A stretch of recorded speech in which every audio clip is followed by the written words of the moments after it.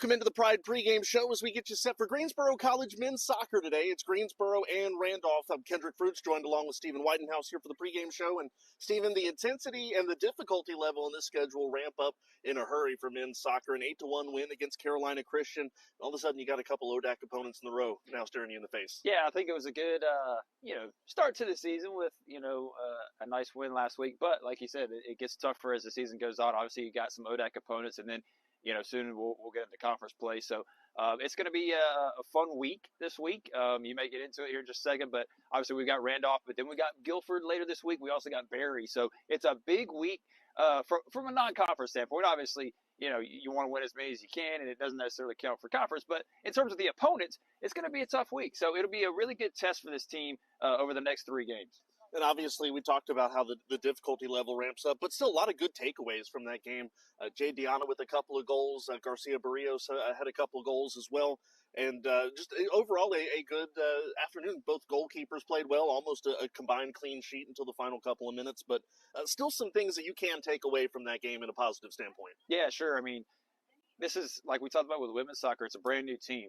So many new players, but they're exciting players. You talk about Diana scoring a couple of goals, also had an assist. You talk about Garcia Barrios, had a couple of goals. So it's going to be, a fun team to watch for sure. The other thing too that was exciting is you had some guys that don't normally score. Last week. So it was a nice, smooth, entry into the year. You got to, everybody got to play. Everybody got to, play together. And so now you get into Randolph, and the game should be interesting tonight. Going to be a much tougher opponent. But, we'll talk about the keys to the game. But you talk about Diana, you talk about Callie Hermanson. There's so many different freshmen that are here that are going to, I think, make this team really exciting. Yeah, and one of the things that Coach Mike Johnston talked about earlier today when we did the pregame show for the women's game was talking about the depth of that team and the fact that a lot of the girls that come off of the bench could be a starter just about anywhere here at the Division III level, especially here in the USA South. I think we can say the same thing here. You talk about some of the guys who didn't play on Friday in the men's game that could certainly come out here and make a big difference as well. Yeah, I mean, you had like Elias Goldsberry who didn't even play, that first game. He's going to be a huge part of this team too. So this team has a ton of depth, just like the women's team we talked about. So I think Coach Weishank did an absolutely outstanding job from a recruiting standpoint. But you also got to talk about the returners. They're part of that too. Jalen King, Axel Garcia, Avila. We talked about Garcia Barrios.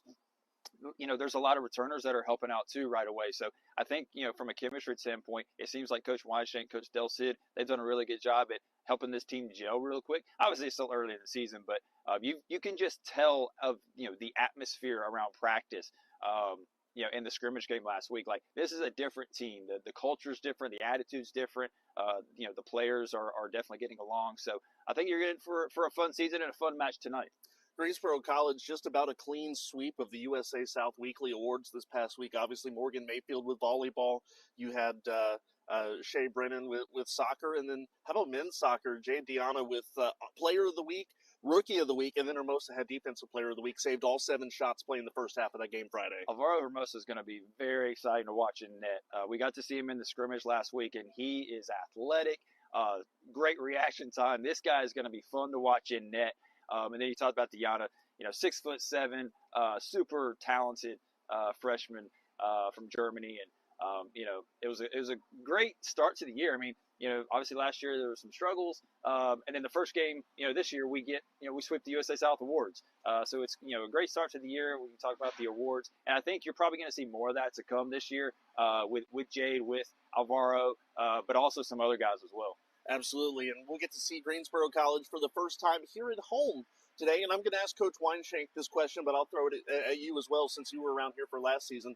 What's one thing you want to see improve from last year to this year? I think communication and just working together. Like, that's the biggest thing. I think last year you could see that there was still talent, but I think this year, I think you've already seen it, but you just want to continue to develop it because it's early in the year. You want to see communication and working together. And I think already you've started to see that. In the scrimmage, you could tell that there were some things that they still need to work on tactically, in particular on the defensive end, but they've got the talent to fix those things. And so I think it's going to be, you're going to see the communication and working together only get better from here. Well, we're just the SIDs. What do we know? Why don't we send it over to an expert on Greensboro College men's soccer? That's head coach Jake Weishank.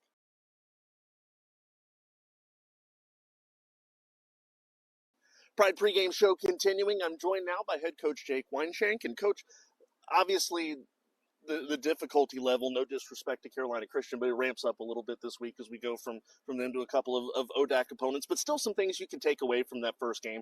Tell me a little bit about some of the good things you saw. Yeah, it's always good to get off on a winning foot. It was a game that I thought the guys handled with a lot of maturity, professionalism, took care of business against an opponent, got a lot of early goals in. So, there's some guys that can get in their own head about not scoring early, and we kind of got that out of the way in that game. So I think we're in a good place and puts us in a good place moving to our, like you said, some of our ODAC opponents. From a personal standpoint, did it feel like a relief to go ahead and get that first win your first time out? Yeah, that's definitely a relief from a coaching perspective. But really just happy with how the guys handled themselves in that match. Pretty much a clean sweep for you guys in the awards this week. Jade Deanna with a couple of awards and Hermosa with the Defensive Player of the Week. Tell me a little bit about what you saw from them.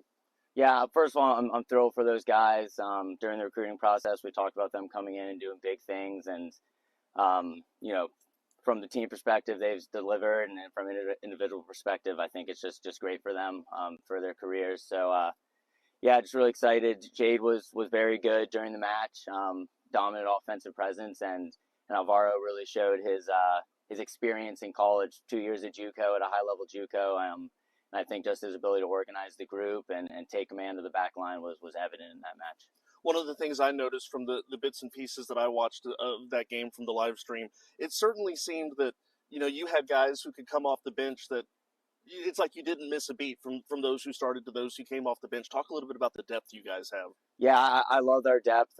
It's really, again, evident in our training sessions. The guys compete really hard. Guys are trying to get their minutes on the field and help the team.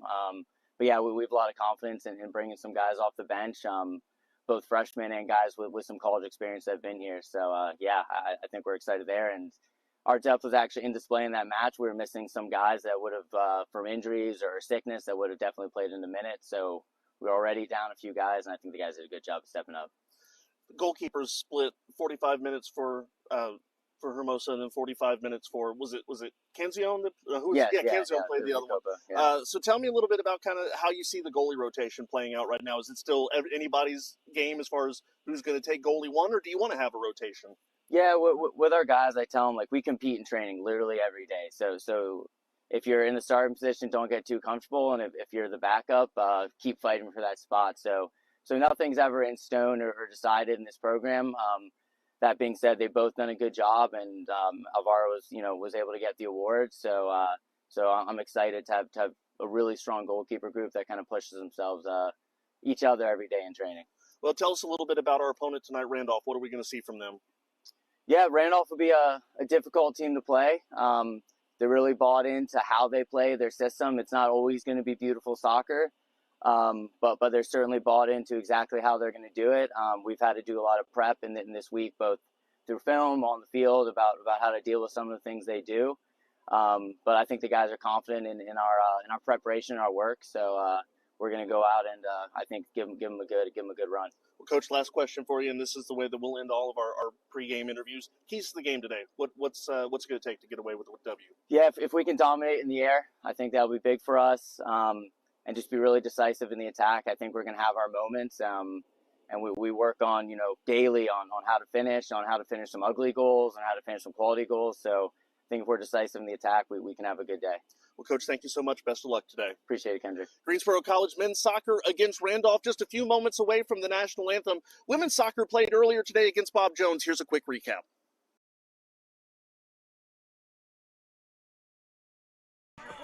And those are the pregame thoughts of head coach Jake Weinshank here as he gets ready for his home debut as the head soccer coach of the Greensboro College men's team. Hello, everyone. Kendrick Fruits here with you once again, welcoming you to Pride Field on the campus of Greensboro College in Greensboro, North Carolina, as we get set for the home opener for Greensboro College men's soccer in 2025.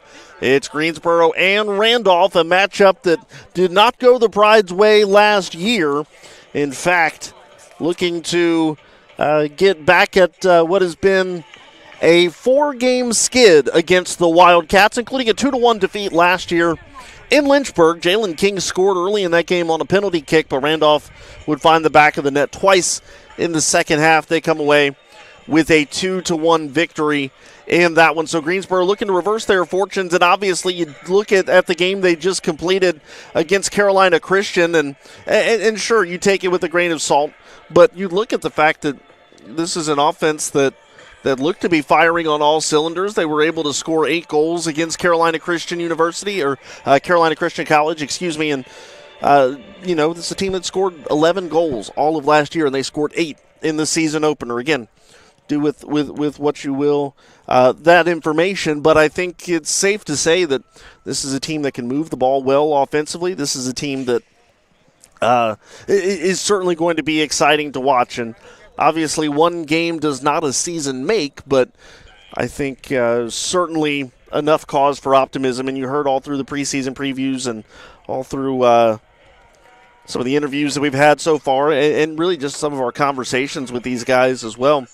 Just the returners talking about how refreshing it is this year, just kind of a renewed sense of focus, a renewed sense of energy, and a renewed sense of, hey, we can go in here and make something happen. And, team that didn't get a lot of love in the preseason polls, but I think when you consider the talent that is on this team, I think when you consider the potential that is on this team, I think certainly not that far-fetched from being able to say, hey, maybe Greensboro can make a run at it. Again, I think we're starting to find where this test is going to come in. Starts this week. Randolph today. Guilford tomorrow. Guilford on Saturday. Barry on Sunday. Next week, another home match against Averett. So a bit of a gauntlet here. 3 opponents in the ODAC, and then, of course, Barry, a very solid opponent as well.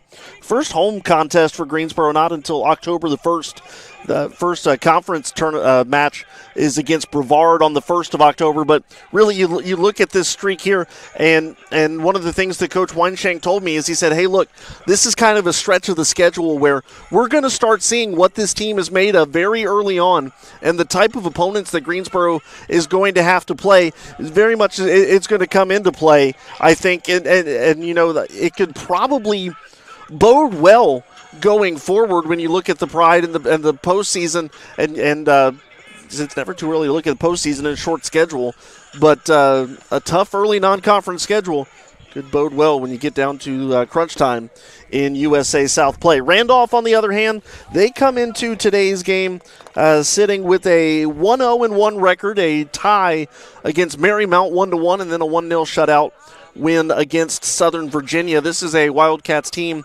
that went 3-9-1 last year, including 2-7-1 in the ODAC. They were 0-1-3 in non-conference road games last season. So a team that, at least in recent memory, has not traveled well. Greensboro going to look to take advantage of that. And you're going to look at these two teams offensively, at least from what you saw last year, and say, hey, these are two very similar teams, or at least the seasons they came off of last year, two very similar teams. Greensboro scored what ended up being 11 goals last year. Randolph only scored just a couple. Actually, Randolph only scored 9, so they weren't exactly in a much better spot. So two very similar teams last year, looking to make some changes for this year, and obviously Greensboro getting things off on the right foot to start with. With that said, we're getting ready for starting lineups, national anthem, and a few other pregame festivities, so we will step aside, and when we come back, we'll take a look at tonight's starting lineups and get this one underway. It's the home opener for Greensboro College men's soccer, and it's coming up on the Greensboro College Sports Network.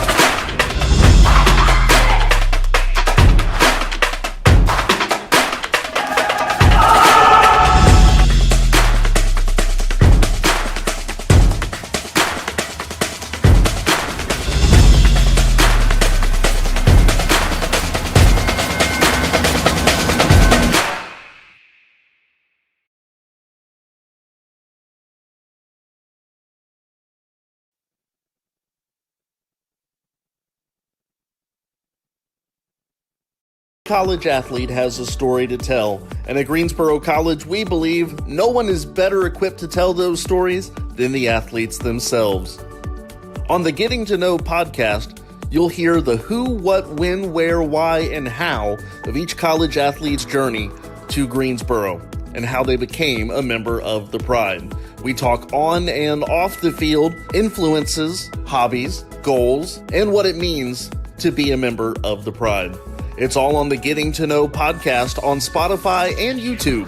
You know, I just really felt like I was a person, you know, and they really cared about you, not only as like an athlete, but, you know, as an individual as well. And so that was one of the things that like led me here, honestly. The Getting to Know podcast from Greensboro College Athletics. We are one Pride, and these are our stories.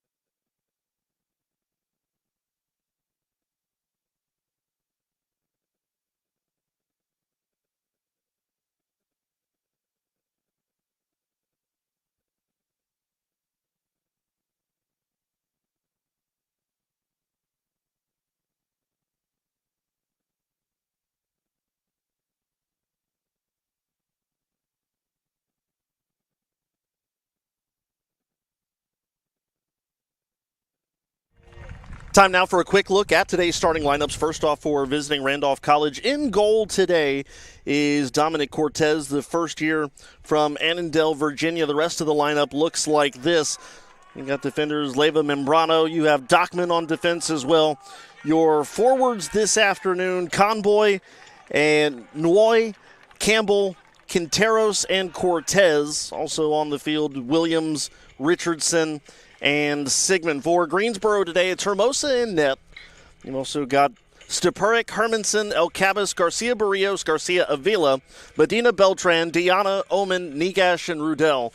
And again, a lot of new faces for Greensboro this year, and we will certainly introduce them to you as the afternoon goes on. But what you have missed so far this year, it's pretty simple. An 8-1 win against Carolina Christian. It was a big day for Jade Diana, the guy who picked up 2 goals and assist, and Sergio Garcia Barrios also 2 goals and an assist. Jalen King with 3 assists as well. How good was it offensively for Greensboro?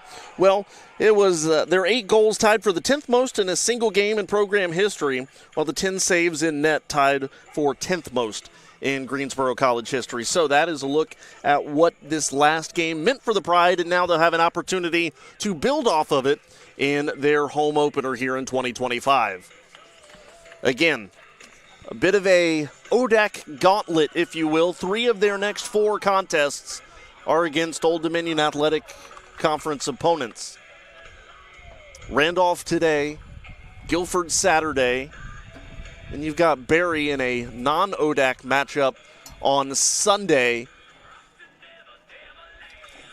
And then Averett after that on, what is that, Wednesday? Wednesday the 10th, I believe. Greensboro will control the opening possession. We're about ready to get underway. Me too. But to Sarah, marginal or questionable. So getting ready to get this one started for Greensboro. It is Axel Garcia Avila to put it in play. Wind blowing a little bit left or right? Or right to left? I can't tell. I'm terrible at that. We'll go left to right. I said in the women's game I was not a math major, neither was I a meteorology major. We are underway, I can tell you that. Greensboro quickly trying to send it deep into their offensive end. Omen now shoots this one back. And quickly taken away by Randolph in the middle. Randolph midfielder lost his footing there for a moment. Greensboro sends this further down. Omen trying to win the foot race. The header now tries to send this in left-hand side of the box, trying to get past the defender. Instead, we'll set it back up towards the middle. Tipped by a Wildcat, and Greensboro will settle. The freshman Rudell sends this one across to Stipurik, the freshman from Sweden. International flair on this Greensboro team. We'll break down that number for you a little bit later on today as well. But a lot of newcomers from a lot of new places. The freshman Alcabas sends that down and out of bounds over the baseline. We are, just a minute in. Still looking for their first score here all day. Women had their soccer game earlier today in a 0-0 stalemate against Bob Jones. If you missed the interesting Bob Jones fact in the first game, that was their 5th game played this year and their 4th 0-0 tie. So they leave Greensboro with an 0-1-4 mark this year. Back-to-back defending NCCAA national champions. Just about 2 minutes deep in this one. Another one goes out of bounds here. It will be thrown back in by Matthew Campbell, the senior from Lovingston, Virginia. Settled in by Cortez. Got Beltran on him, 21 on 21. Hermanson tries to get in the way of that one, but instead Cortez clears it back out to the center mark. Dockman on the far side, trying to make a little bit of space for himself. Instead, Greensboro sends it back the other way. And a turnover in the Greensboro offensive side. Here's Deanna. Shot goes wide. I'll tell you what, he is going to be a fun one to watch. Jade Deanna, the reigning USA South Player of the Week, the reigning USA South Rookie of the Week, the sophomore from Germany. Yeah, there we go. And Cortez will boot this one away. Where? Down there. The ball girl? Headed away by Hermanson. Why is she down there? That is Genesis, correct? Yes, that's Genesis. I don't know why she's down there. That girl on the end line can't be on the end line. I don't know her name. But Hermosa she can't be kicks this one away. Side of the flag. She's got to be on the sideline with the team. Stupurik working for Greensboro now, looking in the center, looking for Medina Beltran. Now Sergio Garcia Barrios tangled up with Tyler Richardson. We have 4 ball people. Right. So we really don't necessarily need it. I get it. It's cool that they had like 38 people come out, but now we've got teams. Here comes Hermanson. Feeds this over to the far sideline. Again, we are sitting on what would be the visitor's side of the football field, as it were, but we're watching Greensboro work from our right to left. Randolph going, obviously, then left to right. You have a whistle here as El Cabas was trying to settle it, and we'll go the other way. Here comes Randolph. Corey Williams, the junior, with it. Matthew Campbell, Marcus Cortez, the only two Wildcats to find the back of the net this year. As Randolph again has scored 1 goal in each of their first 2 games. This one's skied in from Sigmund. Greensboro's defense sending it back the other way, at least for a moment. Possession being fought for in front of the box. And Medina Beltran tries to clear it, but instead, here comes Dockman trying to send it back the other way. Ball goes out of bounds, and we are approaching 5 minutes in here in the first half.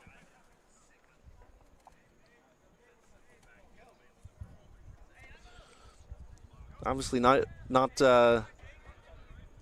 quite as quick of a offensive output for the Pride today. I think that's to be expected, but Greensboro did score in the first 3 minutes and change in their season opener. Long feed up ahead from Hermosa. Headed by Diana's. It's racing towards the far corner, far left corner. And out of bounds. One early shot for the Pride. Otherwise, clean stat sheet up to this point. Really up until a late flurry in the women's game today, it was a very blank score sheet as well.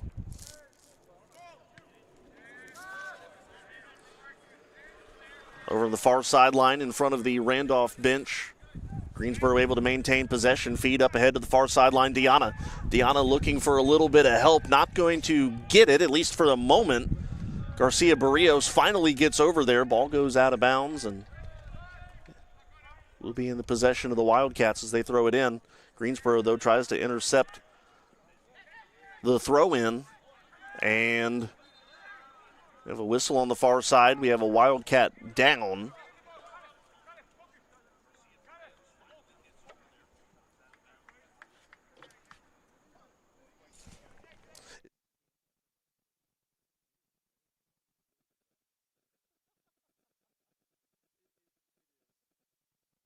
Is that walkie still on?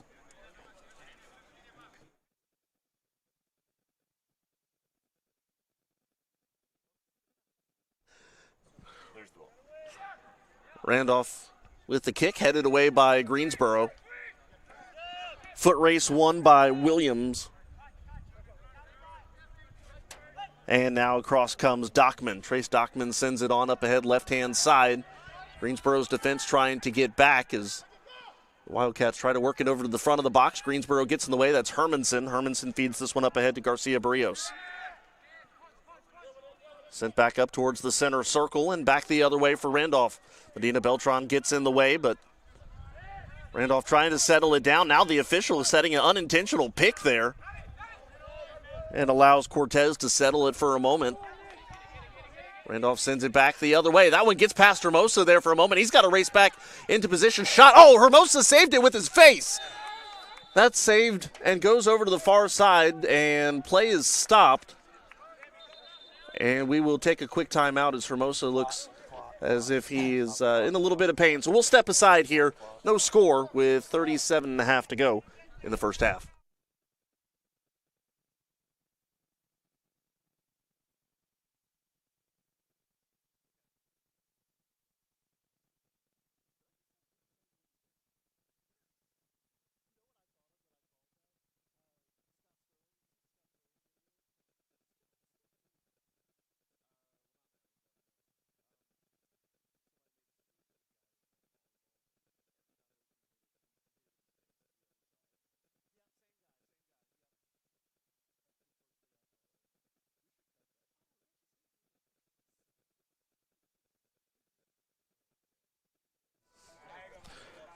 I was just going to tell you to stop the clock, sorry.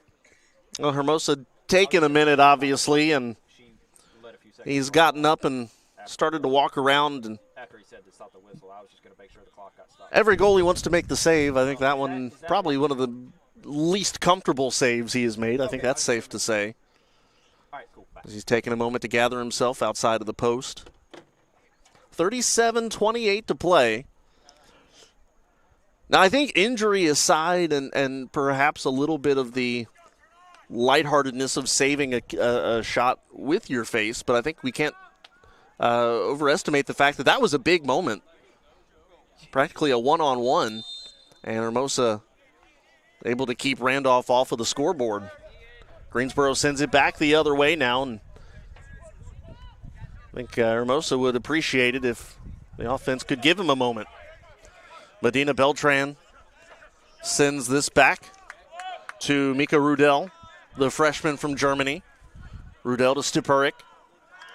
And it goes out of bounds off of the foot of, I believe that was Nagash over there.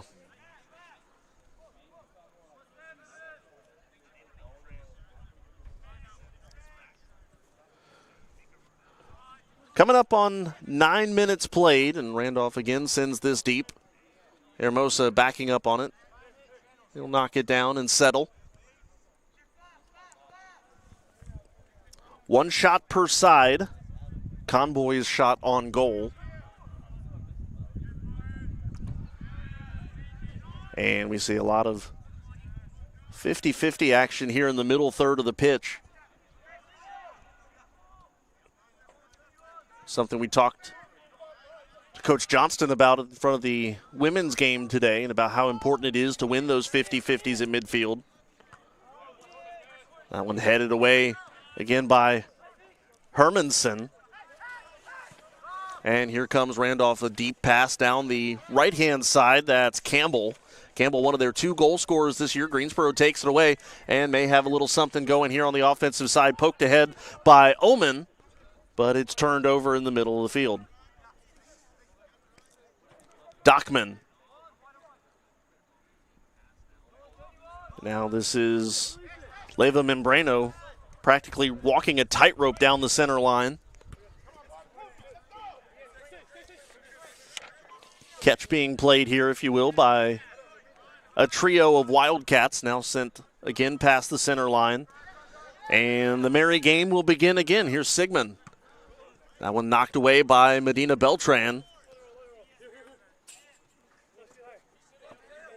Noy comes down with it, or is trying to chase it. Instead, though, it will be Sigmund. Sigmund to throw it in over the head of Samuel. Check that, that's Conboy trying to cut it off and get the angle. Not able to do so, however. And Hermosa once again will throw it in, or will kick it in, rather. Yeah, no, you're fine. Good job. You're doing great. Both teams working their way back towards midfield. We're just past 10 minutes deep. And Hermosa sends it skyward. Header missed there by Deanna. Greensboro, though, does maintain possession. Long feed up ahead. Opportunity for Garcia Barrios. If he can get past his defender, we have a whistle as the defender ends up on the ground. Greensboro trying to get an offensive opportunity there, but too much of a tangle.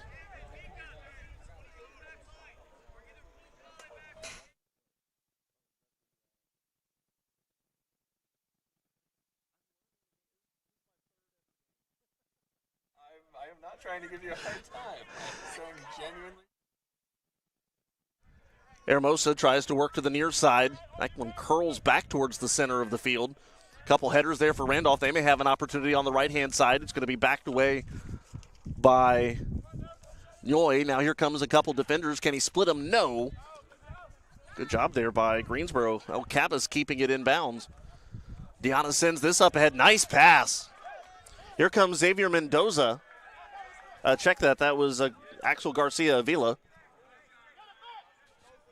Now Garcia Barrios to Deanna, and Greensboro sends it back. They'll settle.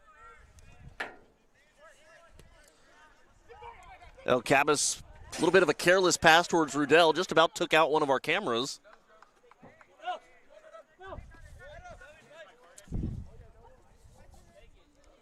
And this one's going to race down into the side near corner. Greensboro, though, able to get it back. 32-58 and ticking down here in the first half.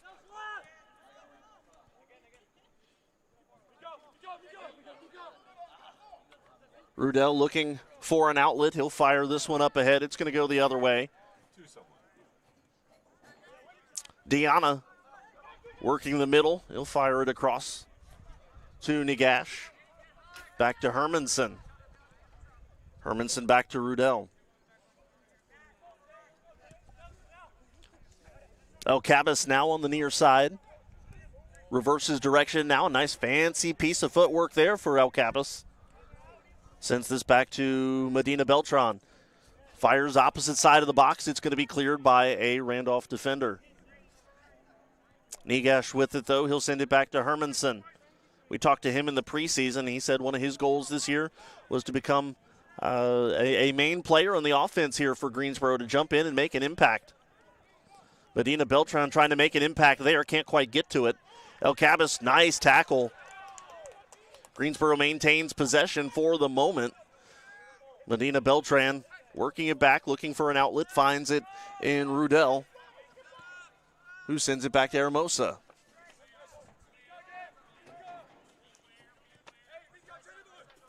We are coming up on an hour and 45 minutes of scoreless soccer between the two Greensboro teams today. Men's team looking to change it, trying to apply a little bit of pressure on the offensive side.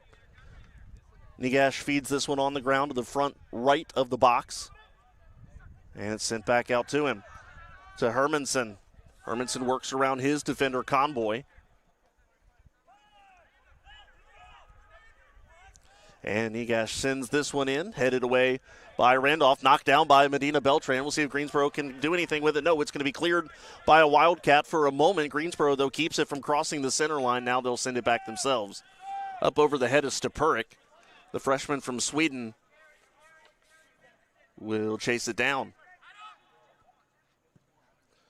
Stepurik, long feet up ahead, again headed the other way by Randolph, but Medina Beltran sends it back towards the box. Deanna trying to settle it.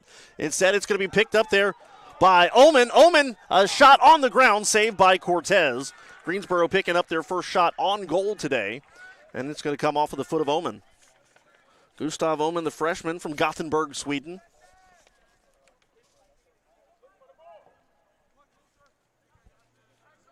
.30 minutes and 10 seconds left. It's a foot race here. Here comes Conboy. Ridden down over there on the far side. Greensboro defense doing a good job getting back. Conboy had them beat initially, but the Pride able to get back into position. Couple other games in the, or at least involving USA South teams today. Mary Baldwin blanked by Shenandoah 5-0 in Winchester, Virginia this afternoon. Montreat and Methodist underway. As this one out in front of the Greensboro net. Pride trying to clear it instead. A ground ball that Hermosa's able to smother. And he sends it deep the other way. He's got Deanna. But the kick from Hermosa, a little too much mustard on it, and it'll go into the bench for the Wildcats. So we mentioned Montreat and Methodist in action right now. It is 2-0 Monarchs in that contest. They have just hit halftime. And just underway, Pfeiffer at Averett. And beginning in about half an hour from now is Bridgewater and Buena Vista against Southern Virginia. Busy day for men's soccer, or busy week, if you will. 4 matches in 7 days, 8 days.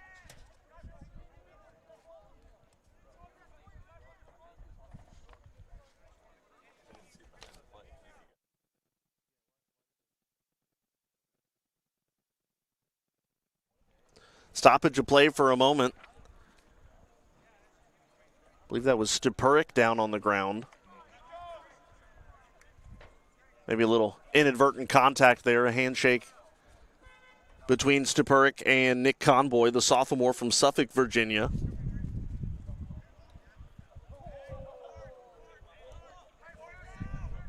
Clock is stopped at 28:38. And Hermosa sends this one in deep. Greensboro trying to set something up. And it's going to be cleared by Randolph, at least for a moment. El Cabas trying to pick up the loose ball.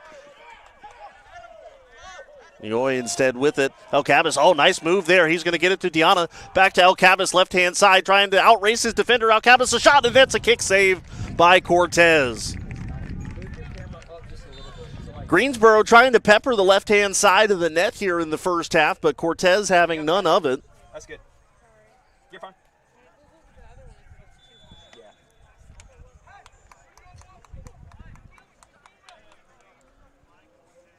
That cloud that was a little ominous at one point starting to move off into the distance a little bit. Again, it never said more than a 5% chance of rain here. We were appreciative of the shade while we had it, and now the sun starting to go down anyways. Headed there near center field by Oman. Possession being fought for. It's going to be a foot race between Negash and I believe that is Sigmund over there. Sigmund trying to split a couple defenders. Greensboro will send it back the other way. The question is, does it stay in bounds? The answer to that question is yes. But then Greensboro knocks down the following pass out of bounds anyways. I don't think Hermanson quite... Randolph hit it out, actually. Hermanson, I think, was a little surprised at first. He thought it was going the other way, too. But Greensboro will send it back in.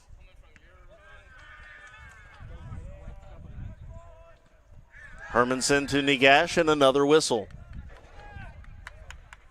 Last little bit of play, very chunky. And by that I mean stopping and starting and not a whole lot of rhythm. Why is that chunky? Because that is any beginning piano player. A lot of starting and stopping and no rhythm.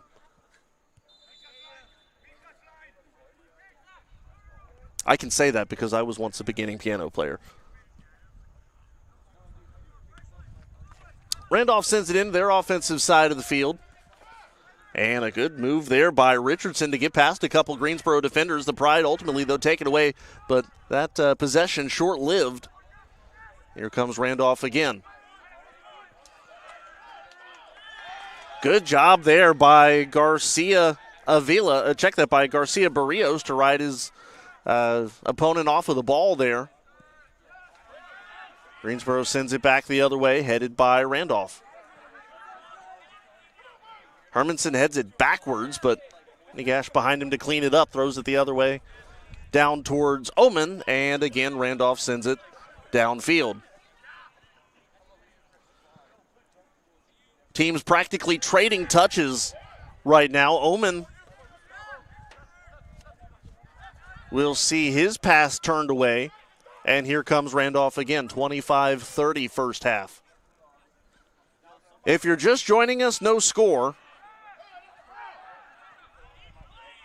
If you're just joining us for the entire afternoon, still no score. Doesn't mean it hasn't been entertaining, though. A lot has happened in these two games today. There's a nice feed down the far sideline. Greensboro's got a 2-on-2 opportunity. Here comes a feed. Oh, he went to the wrong side of Oman. I think he expected him to go left. Oman went right, and there was nobody home down the near side. What a pass. From Dion. Cortez marshaling, calling out the shots. Sends that one skyward towards the center line. One Randolph header leads to a second and a third, but Alcabas, almost as if he were doing a cheerleading stunt, put his hands on the shoulders of Noy and tried to jump up and go for a ride.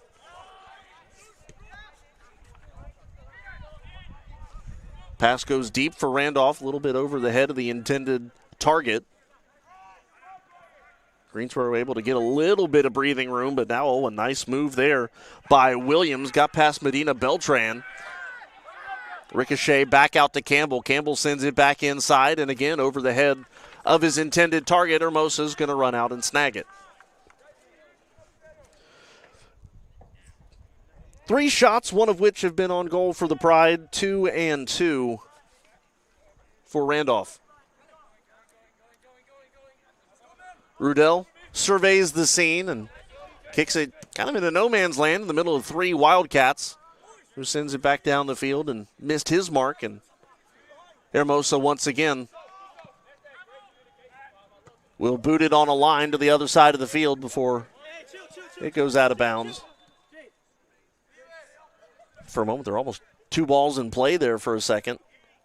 Whistle. As that gets settled down, El Cabas will throw it in.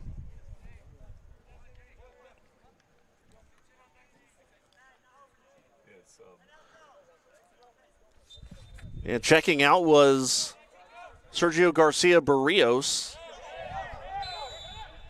And we have another whistle over here on the near side, trying to see who that is that came in. I think Jalen King. Make sure everybody can touch the fence, except for the ball boy, please. And the photographers. Yeah, they need to back up. I just spoke to him. Thank you. El Cabas. Fellas, inside the fence. Watches Hermanson, sends that one in. And that one is a score! Traffic on the far side of the net. Oh, no, wait a minute. We have a whistle. Greensboro's called for offsides. Traffic in front of the net and a redirect almost led to a Greensboro score. Instead, the stalemate continues. Hermanson sent it to the far side of the box. Who put it in? Jade. Again? Was it a good call offside? Deanna tried to send it in on the header, but the offsides negates it. I don't think so. Header there from Omen. King trying to get to it and settle it down. Jalen King will. He sends it back. King keeps it from going out of bounds. You know, I kind of wondered about what that does to you psychologically. On the offensive side, you think, well, on the one hand, great, we're generating some pressure offensively. On the other hand, you know, a lot of times one goal makes up the difference of the game, and I certainly think maybe a missed opportunity there. That one rolls out of bounds.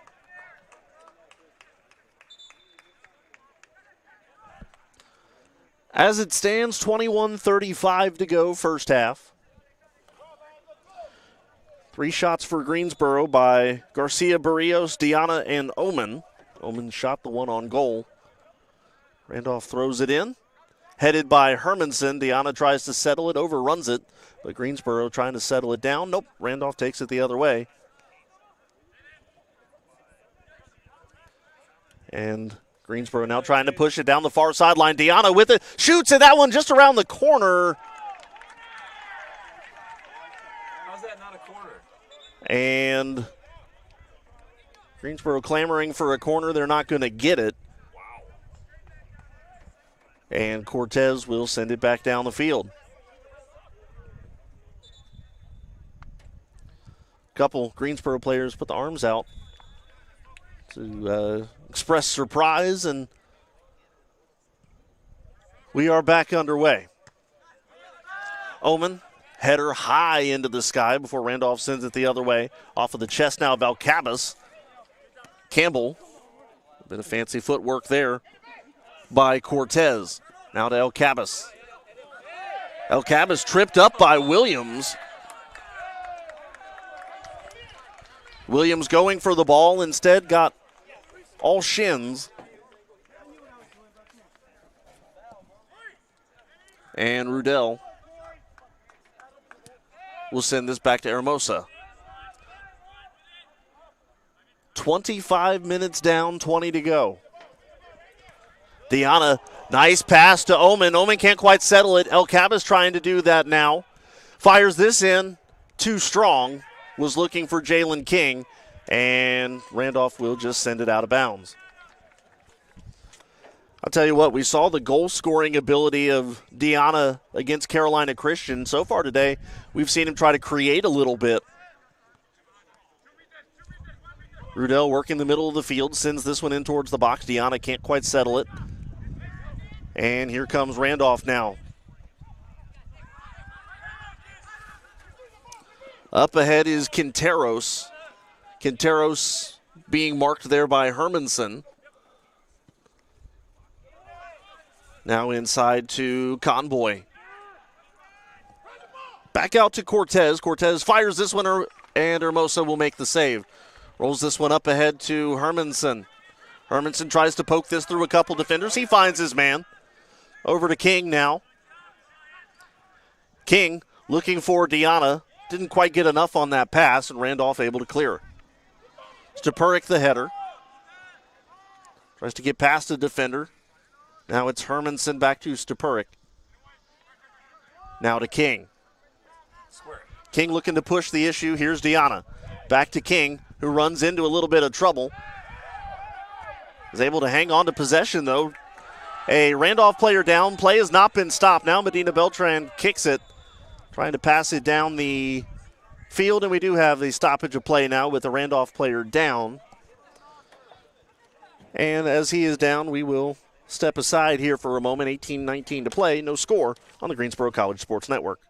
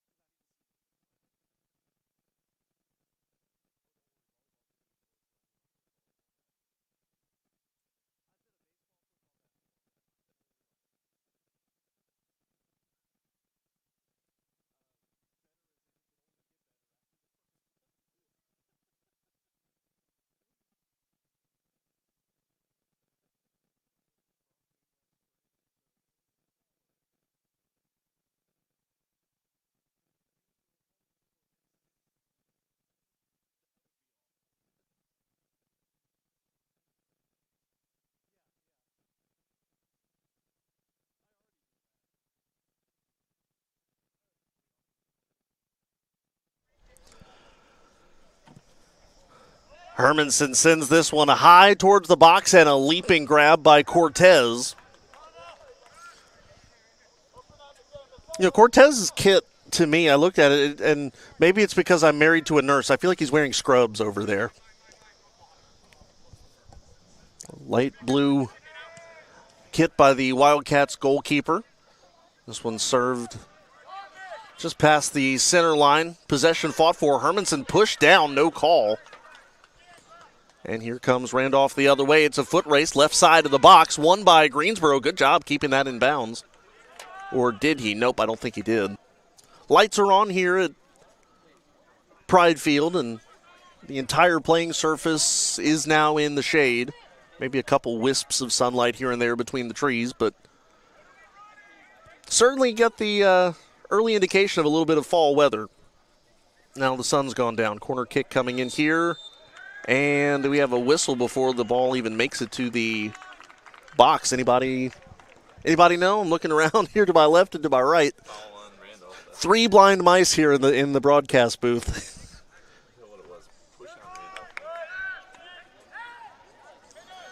Greensboro with possession. It's Rudell. Threads the needle between a couple of defenders. Now to Garcia Barrios, who has that one poked aside by Matthew Campbell. Check that was Garcia Avila.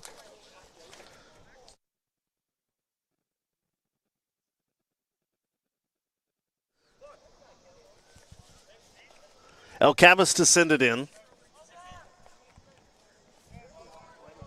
Omen's going to watch as it bounces out of bounds. Let's go. Get this one in the box. Yeah, let him throw it in the box.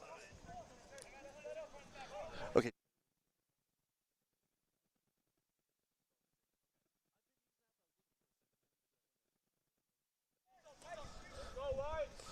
Rudell throws it in, headed by Omen. Out of bounds it goes, and another Randolph Wildcat ends up on the turf.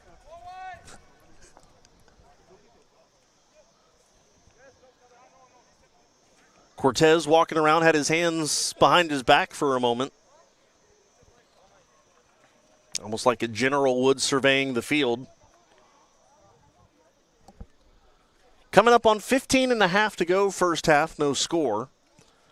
Pride had a good opportunity earlier, brought back on and off sides. And now an opportunity here for Randolph. Greensboro's defense doing a good job getting back, though. Pride try to clear, and they do a little bit. Now Medina Beltran sends this one up ahead to Deanna. Deanna settles. He's got Omen to the left if he wants him. Deanna trying to shake a defender, now works to the right. That's poked away by Randolph. Here comes Conboy. Greensboro takes it back the other way. Stupuric looking for Deanna. That ball kind of died, like it had an anchor attached to it. Garcia Avila kicks this one to the far side. It's King. King trying to deke his defender. Instead, he ends up on the ground. Here comes Randolph the other way. Under 15 to go, first half. That one kicked up off of the side of, was it Gazanfari? I don't think I saw him come into the game. Tyler Gazanfari now in, the freshman from Jacksonville. And Deanna is ridden down in the center of the field. Nobody saw it. If we were watching American football, that would be pass interference taken down before the ball got there by the defender.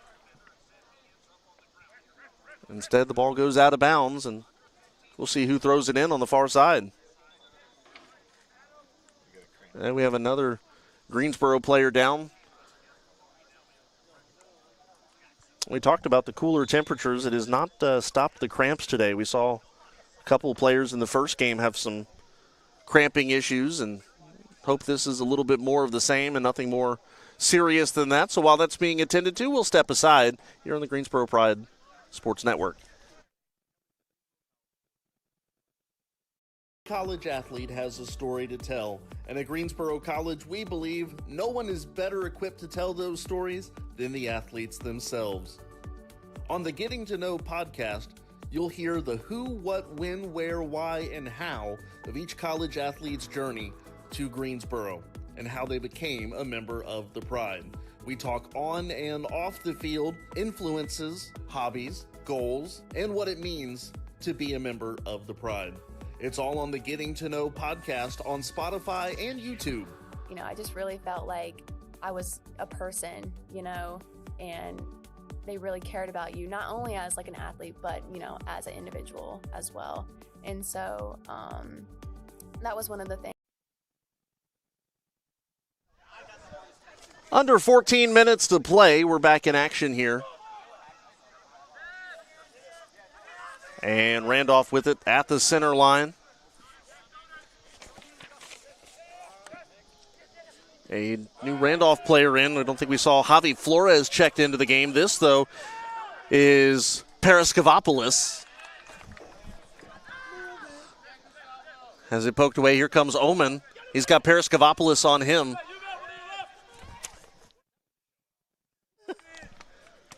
And that one goes out of bounds across the street and into a bush.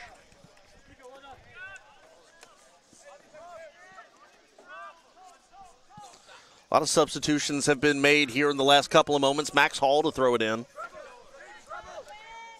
Fires this one towards the near sideline. Omen heads it towards the center of the pitch. Dockman further ahead, and Greensboro sends it back yet again. King trying to block out his defender. Okay. Lance Yaboa. Is that the second battery? Yeah, that's the second one. All right. Okay. I think I got a good amount. Okay. Yeah, that's fine. 12:40 to go. A little bit if you want to, but whatever you wanted. Yeah, it works. Okay. And Randolph to throw it in again. It's in the bag over there. Headed over the far side by Randolph, but Greensboro settles it down. Back to Hermosa. Hermosa has made 2 saves today. Cortez, his counterpart, has made a pair as well. Rudell sends it across to Stupuric. Stupuric over to the far side. Now King, now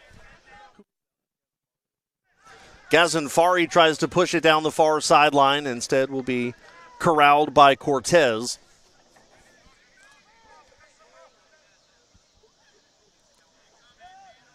And here comes Randolph again. Good job there by Hermanson to take that one away, but maybe a little bit too good of a job as he is called out there by the official. It's a turnover. Medina Beltran also almost played the passing lane there. Got a foot in the way. Max Hall's going to throw it in. Coming up on 11 minutes to play, Rudell will settle this one. Well, he whiffed on it, and here comes Drombovskis. Hermosa's out of position. Greensboro's got to clear this one quickly. Oh, that was almost trouble. It was almost a wide open opportunity for Randolph, but instead the defenders for Greensboro get back. A hairy moment there for the Pride. Hermosa came well out of the box to play it on the near side, and Hermosa is now wondering if it's rolled that ball out of bounds and goes down, and he's clearly in some discomfort. So while that gets addressed, we will step aside. 10:52 to go. No score on the Greensboro College Sports Network.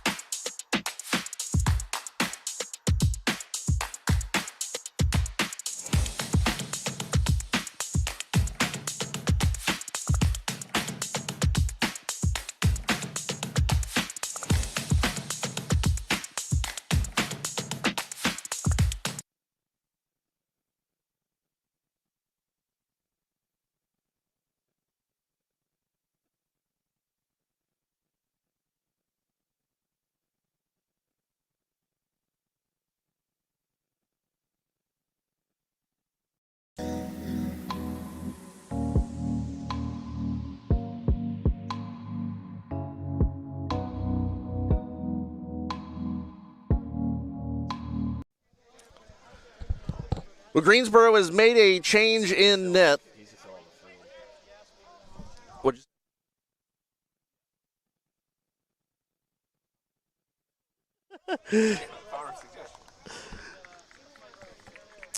Alvaro Hermosa is checking out after making 2 saves and playing, about 34 minutes or so. And now in net for Greensboro, it's going to be Jacopo Kanzian. Kanzian played the final 45 minutes against Carolina Christian. He made 3 saves in 4 opportunities. One of the things we talked about with Coach Weinshank in the pregame show was the fact that he's got such a deep goalie room, and really anybody that he could plug in there he feels comfortable with. We also have guy Trey Shiakov, who is yet to see action this year, but we've been told is more than capable in his own right.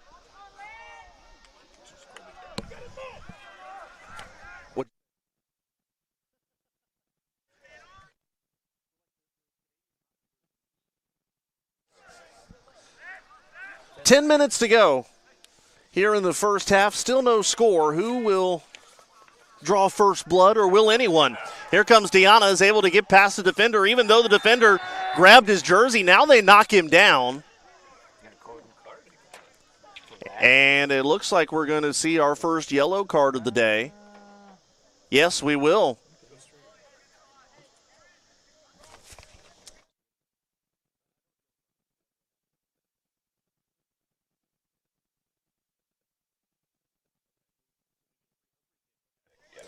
So a free kick here for Greensboro. And see what the Pride draw up here. 9:41 to go. Looks like still a little bit of bookkeeping there by some of the officials now. I believe we're all ready to go.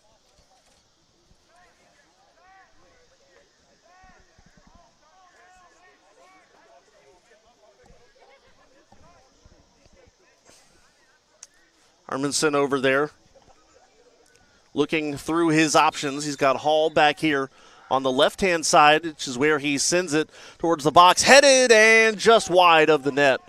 Greensboro settles it down, though. It's Deanna.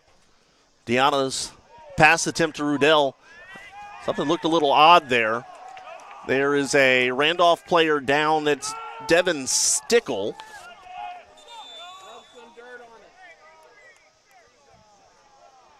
And now Rudell is being called to the principal's office. Having to have a couple words with the official. 9:23 to play, first half. Cortez, in the waning sunlight of the afternoon, sends it down the field, and Rudell will return it right back from whence it came. King and Greensboro. I'll tell you what, that sequence we saw right there, if you've ever seen volleyball played with the head only, that's what that was. Hot potatoes / volleyball, you can only use your head. 8:57 to go. Greensboro to throw it in from in front of the Randolph bench. And Deanna is checking out, presumably for the rest of the half. Coming in is freshman Ori Idri. Idri from Tel Aviv. Greensboro trying to get something going right on the right-hand side. A good save coming out and sliding to kick it away was Cortez. And I believe that was Idri on the shot attempt.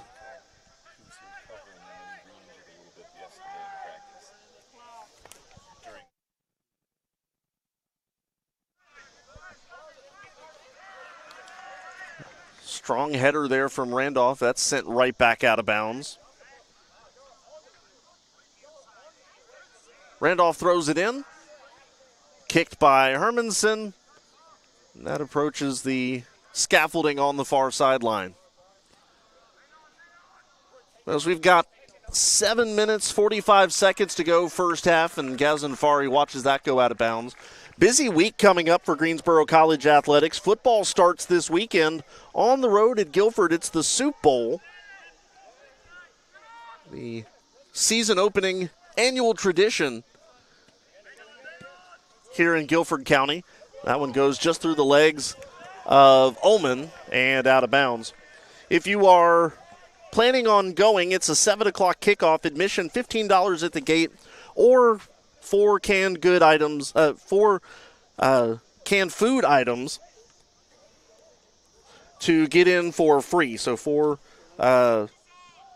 canned goods. Yeah, I can't read. I thought I was supposed to say food, and it says good.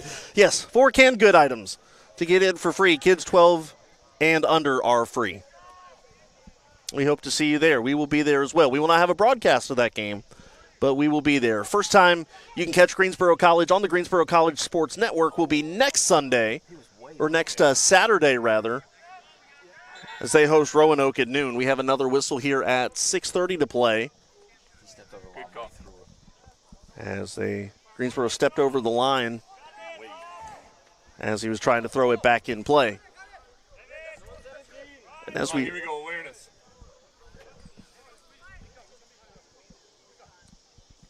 In addition to Greensboro College football, as we have contact on the sideline between Oman and Dockman, and Paraskevopoulos.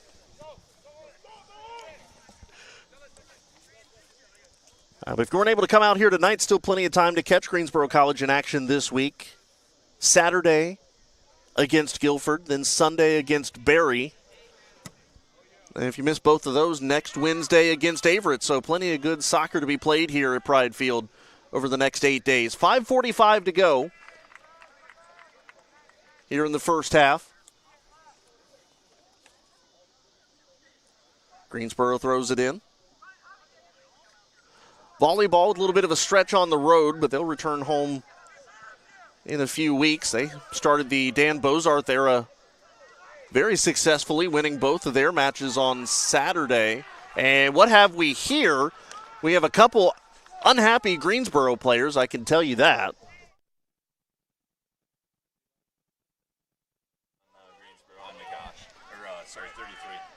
And it's going to be a foul here on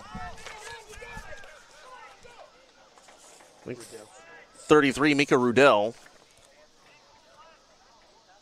Set up a free kick here for Randolph, 4:50 to go. Greensboro again trying to snap a 4-game skid against the Wildcats.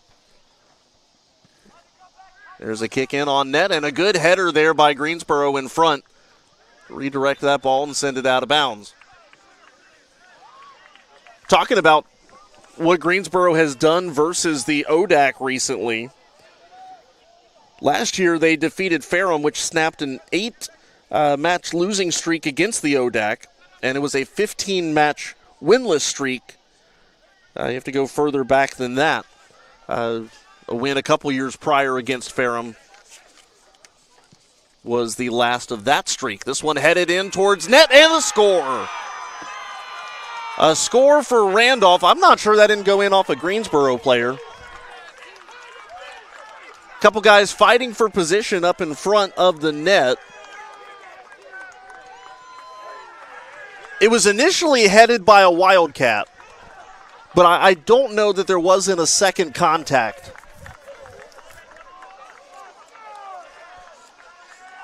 Look at our extensive instant replay team on it. Nah, he headed it. Randolph headed it. I just can't. I thought they did. I can't tell what number it is. We'll get confirmation on the goal scorer here in a moment, but for right now, here comes a shot on net to the far side of the post off of the foot of Axel Garcia Avila. Hey, Mike, who scored that goal? Goal is Yaboa on the goal. That was his first shot on goal.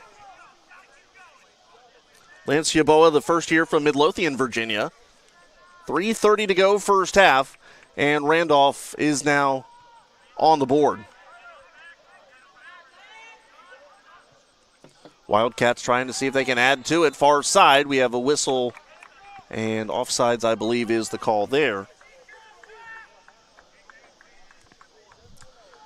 Last bits of sunlight reflecting off of a distant building part of the Greensboro skyline, and the clouds painted in some nice cotton candy colors here. The scene on the field a little less picturesque at the moment, but still plenty of time to make that change. Medina Beltran sends this one ahead to King. He tries to reverse directions, and it's Garcia Avila the far side. Now back to King. Now Garcia Avila. Poked aside by Randolph, and you can tell their sideline very much feeling the energy right now. Here comes Jalen King. Jalen King's got it taken away. Tries to execute a tackle, not able to do so. Randolph trying to split through a couple of Greensboro defenders, and a trip there on Hermanson.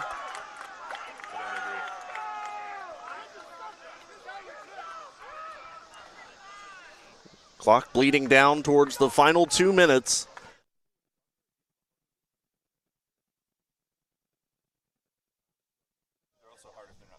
Mm-hmm. 2 minutes to play in the first half.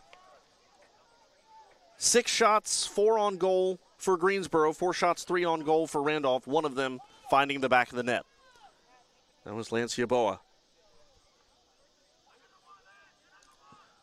Randolph sends this in towards the front of the box. Header by Greensboro. And King is going to clear it.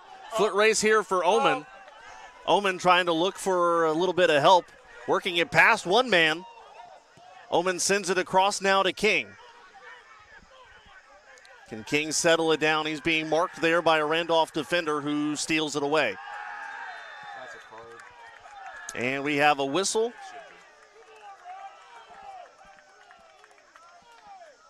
And a card here on, is it King? Is it King going to get it? Yep. Jalen King picking up a card.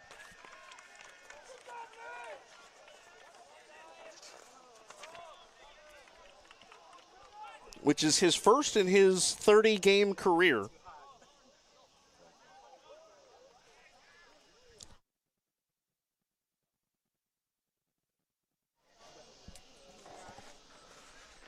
Minute 19 here in the first half.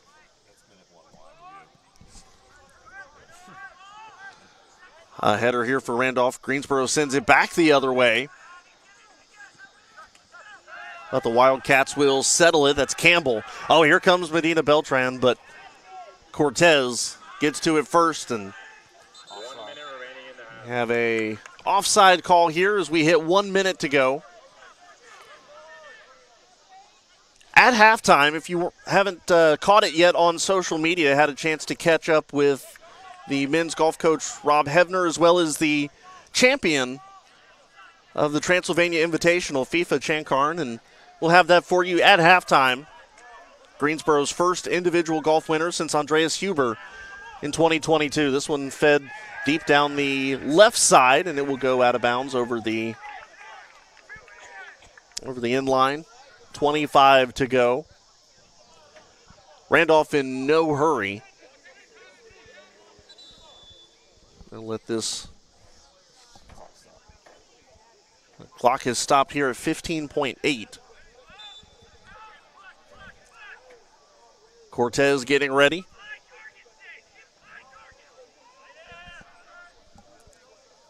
And he'll boot this one away. Header missed by Greensboro, at least initially. They send it back the other way, though. Here comes Oman with 9 seconds left. Stolen away by Paraskevopoulos. Oman fighting him down the near sideline. It'll go out of bounds, and that will send the teams to the locker room. Randolph scores 1 off of the foot of Lancia Boa. It's 1-0 Wildcats as we go into the break. We'll step aside. You'll hear from Coach Rob Hevner and FIFA Chankarn, and we'll be back to talk about second half numbers. You're watching Greensboro College men's soccer on the Greensboro College Sports Network.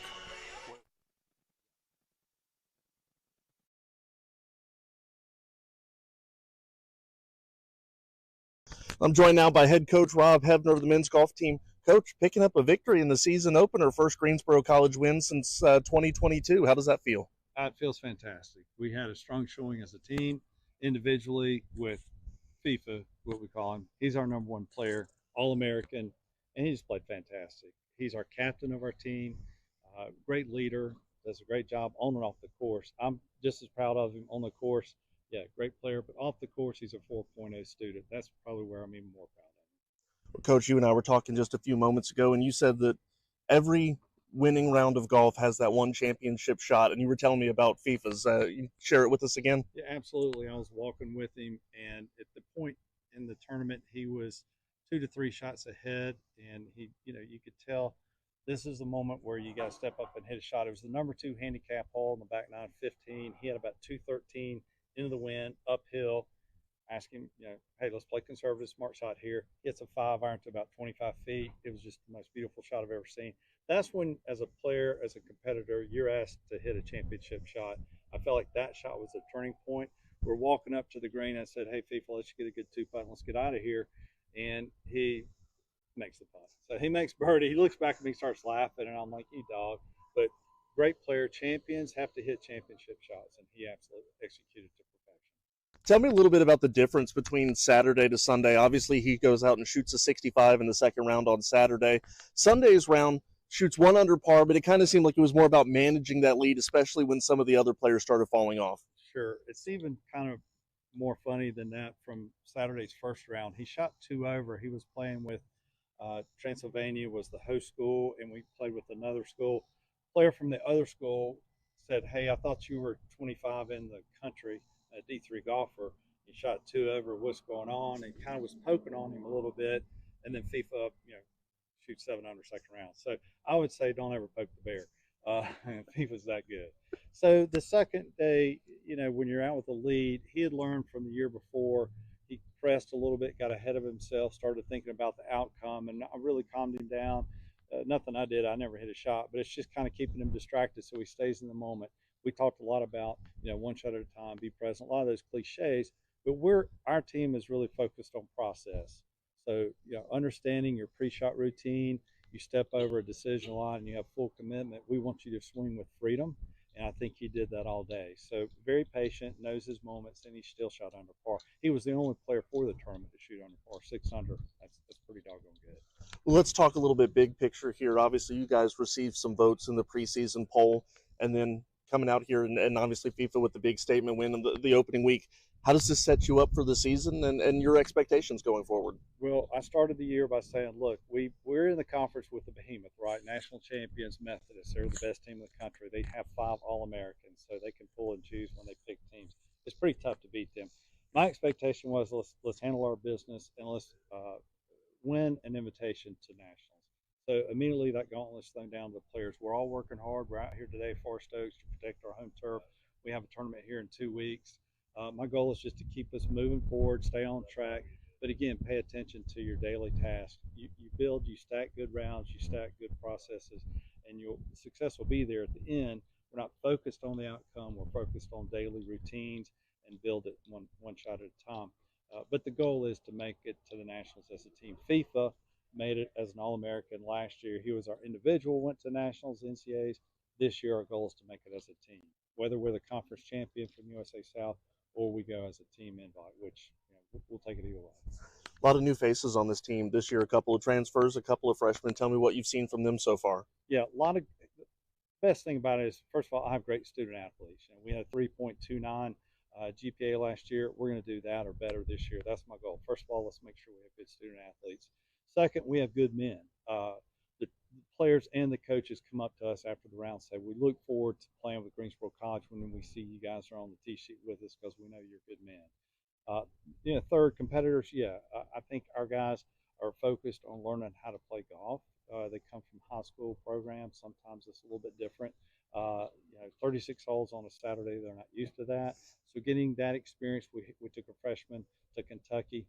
We've got guys that like to compete, and that's what FIFA said. He really enjoyed watching these kids on the range, young men on the range, learn how to compete, and they're practicing. And coach has to do a few things with them, but I love when they come to me and say, "Where's the next practice? What are we doing?" So we've got guys that want to compete, and that's what we want.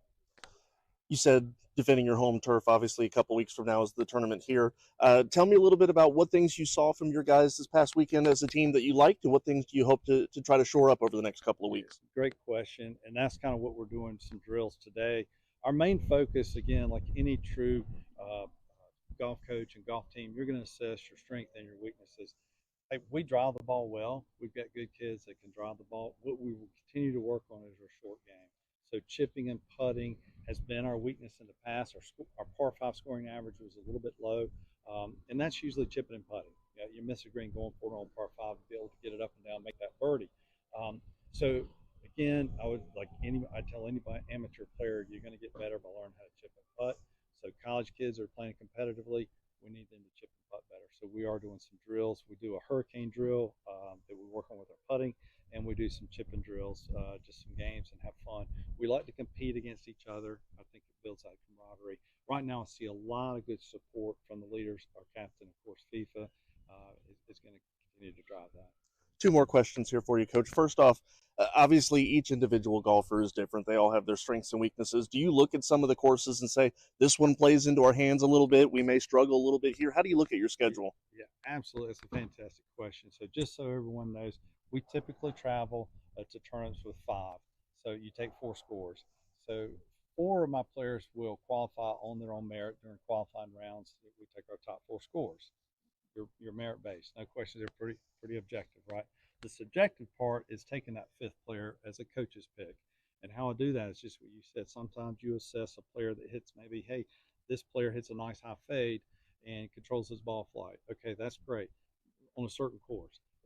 Probably works well. We play the Guilford, the O'Brien Invitational at the end of October. That would be the course I'd want someone. That's a target course. Maybe someone who hits a big hard draw there and hits it a long ways, that isn't that advantageous at that kind of course. So maybe there's another course. We play a course down in Georgia called West Pines. It's a little more open. That may be that type of player. So absolutely, when it comes to the coach's pick, I don't just look at their score.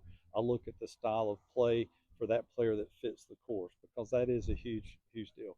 My 5th player in Kentucky, we had a scoring round from him, and he shot 1 over the 2nd round. And that's to get a production out of your 5th player, your coach's pick is huge. I'd love for him to be in the mix every round, but ideally, you're just hoping to get really that one good round out of him. He shot 1 over. You couldn't ask for anything better than that. Last question here for you, Coach, and we'll have another one of these conversations in the spring. Golf is one of those unique sports where you play in the fall, you get a break, and then break. I know you guys are working, but schedule takes a little break, and then you guys pick it back up again in the spring. Do you kind of have some benchmarks for the fall semester and say, hey, we expect to be at this point by the end of the fall? Or what kind of goals do you set for the first half of the season, if you will? Good question. The goals I put on them are more small and attainable. I don't want to put some big random goal. Hey, I need your scoring average to be 71 or 73. Each player, I have little goals. So at the end of each week, I provided them with a journal, and I said, hey, at the end of the week, we're going to meet, coach one-on-one. We're going to have talk about 3 things you did well on the golf course, the 3 things you need to improve, and we look at, how can we help you with drills, tasks, and some of that sometimes is mental preparation. And then we ask them to provide me one thing they're working on off the golf course. I'll tell you, for what I've learned working with young men, if they're broken off the golf course, it's very difficult to fix them on the golf course to have them play successful golf. So my focus is on them off the golf course just as much as it is on the golf course. So a lot of our goals are just talking about how are you doing in life in general. How's the family? How's classes going? How is the personal relationship going? Those kind of things are more important to me than shooting 71. But ideally, we will provide them with certain benchmarks, and a lot of that is, again, just really individual. From a team perspective, I don't have anything that I set in stone other than we will make nationals, and that's our goal. Well, Coach, thank you so much, and obviously things are off to a good start, and we wish you best of luck the rest of the way. Absolutely. Thank you. Coach Rob Hefner, the head coach of the first Greensboro individual winner since 2022, and now we'll talk to the man of the hour himself.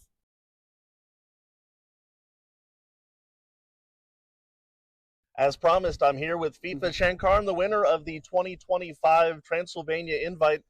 It's crazy to think the last guy that won that for Greensboro was the exact same tournament back in 2022. But how does it feel to pick up your first win?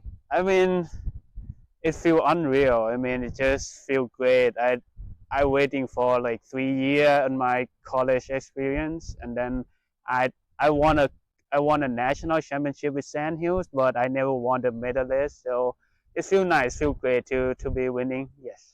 Last year, you were so close to picking up a couple of different wins, and yes. I'm sure it had to be a relief to say, hey, finally got that one checked off.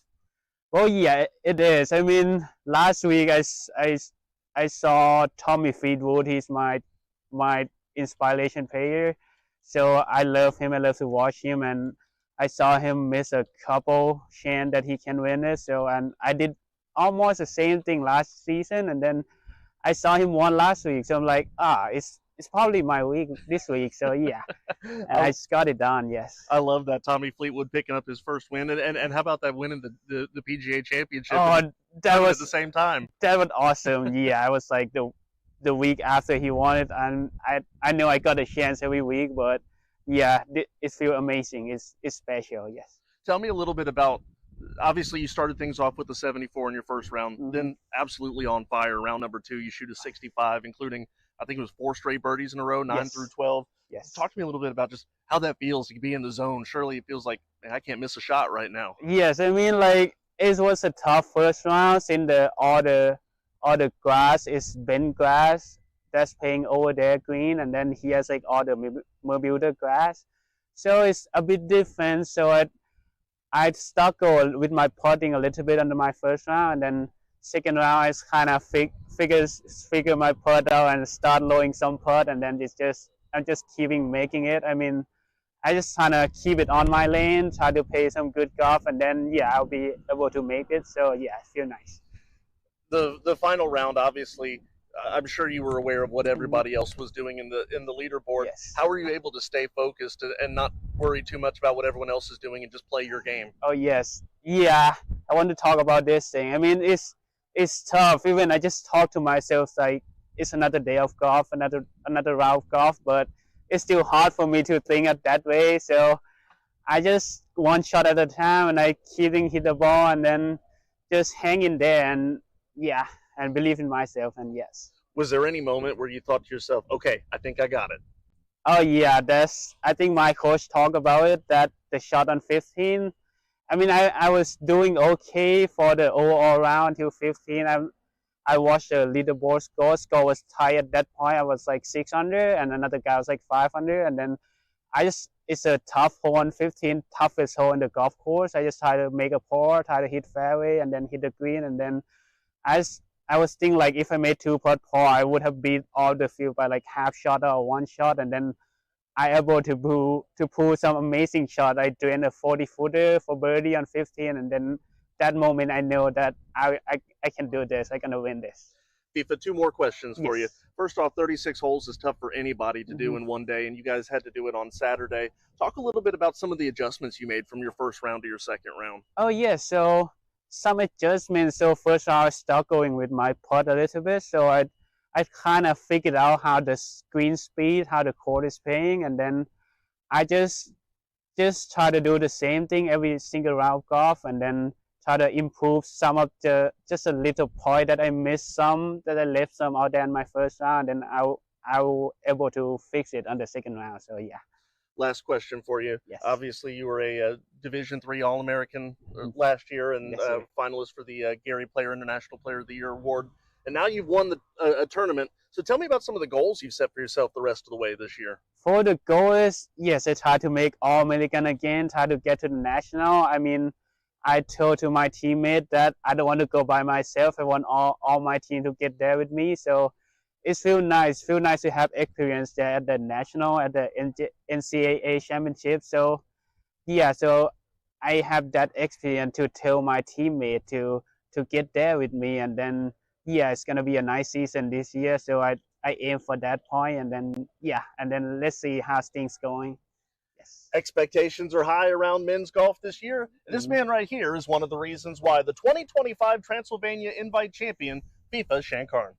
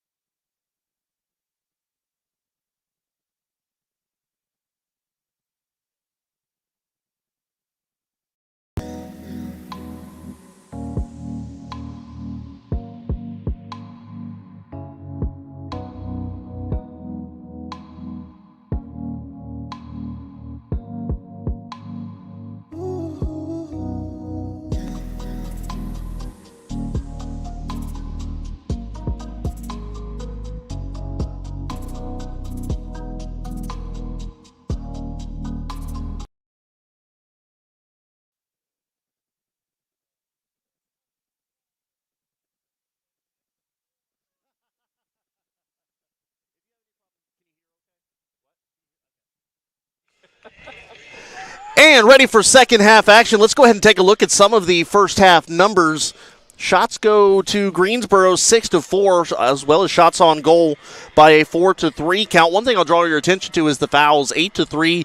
I don't know if in favor of Greensboro is the right way to say that. They've committed 5 more fouls than Randolph has, but the important number right now is the score. Randolph 1 and Greensboro 0. Welcome back in after that halftime break. Kendrick Fruits here with you, as well as the athletic director, Mr. Jerry Fisk, and it's been a while, I guess, since the USA South Baseball tournament we've had, John? I think so, yeah. It's what happens when you don't play sports in the summer. Exactly. No, great to jump on with you. Appreciate the opportunity. So, Jerry, I know you have very much been around the game of soccer for longer than I have, and I will obviously defer to your knowledge here. What have you seen here from Greensboro in the first 45 minutes? They've played hard. They haven't always been connected. There have been a lot of clearing balls that they didn't get to the feet of their teammates, so they lost possession in the attacking half. And so yeah, they're playing hard. They made some great moves. A close call there on the goal that didn't count. But yeah, they're working hard. You love some of the stuff that you see and how connected they are and how disciplined they are. They have 8 fouls. Some of them are a little of the ticky-tack, but they're working hard out there, and I love it. One of the things that if I could draw a similarity between the men's team and the women's team today, it kind of felt like on the offensive end, you could see what they were trying to do, but maybe just the execution or connecting on a pass here or there, just not able to complete the play, but you can see the thought process. 100%. And fortunately, we're in game 2 of the season for each of them, so you think that those things are probably going to get worked out here in the next little while, because they're right there. This one going towards the near side, far left corner. We're a minute and a half deep into the second half. I think Greensboro thought it was their ball, but the official says nope, hand it over. And this will be Devin Stickle to throw it in. Throw in towards the box. Header missed by everyone. They're fighting for possession in front of the box. Randolph has it, and a kick attempt blocked out in front. Greensboro trying to clear it, not able to do so. A hard shot is deflected in front by Cortez, with the shot. Greensboro has shins in the right place. Yeah, quite a scramble there. Thankfully, not a clean shot was gotten. And I guess Randolph's going to the far side to throw it in. There we go. Yep. Throwing it in from the far side. Couldn't see the ball there for a moment. Headed by Hermanson. It goes out of bounds. Both teams pointing towards their respective possession. I think it's going to stay with Randolph, and it is. Yeah, Randolph corner here off that. Greensboro got out of trouble, but they did it across the end line, and so it's a corner for Randolph. Everybody setting up around the box. Massive humanity on the near side. Kick coming in and headed out by Greensboro. Back to the guy who kicked it in from the corner. And this one's going to be taken on up ahead. Greensboro trying to establish possession, cannot do so. Now they've got it here for a moment. A feed over across to Deanna. Deanna settles it, passes this up ahead into a swarm of Wildcats, or I guess a herd of I don't know. What do you call multiple Wildcats? A pride of Wildcats? No, but we can't have two prides. No. A gang? No, I don't know. A pile. A pile.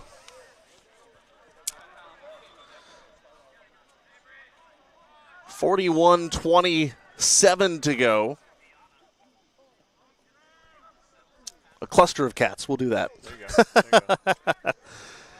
41-20 to go here. Randolph leads at 1-0. The first half goal by LeBois.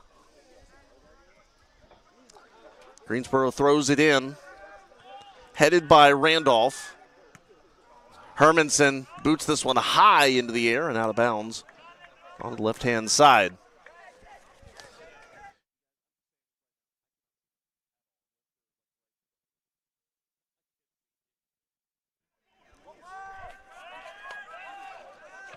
Randolph sends it up to the far side, crossing the center line. Medina Beltran playing good defense there, and Greensboro with the turnover. Fancy footwork on the far sideline. Trying to get up ahead to Oman. Deanna trying to squeeze through a couple defenders. He does sandwich through. Up ahead now, Negash. He'll find his pass knocked aside by Noy. Negash bounces this into Leo Cardona. First time we've called his name today. And Negash sends this one high in the air, headed by Deanna, tries to settle it. Fires this one, looked for, I believe, Oman, but Oman not able to corral it. It rolls out of bounds.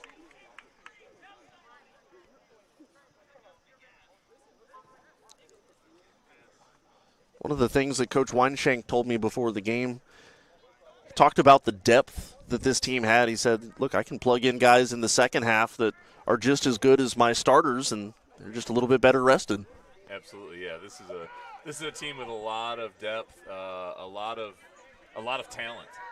Excited to see as they work through things this year. Randolph sending this one up ahead. Negash with the header. Bounces off a Randolph player, back to Negash. And here comes Greensboro the other way. Garcia Barrios trying to turn a corner on his defender. He does, but the pass will be turned aside by Randolph. Good move there by Dockman. And Cardona gets tangled up there for a moment. Another tangle. And a whistle here. Garcia Barrios over there to pick up the ball.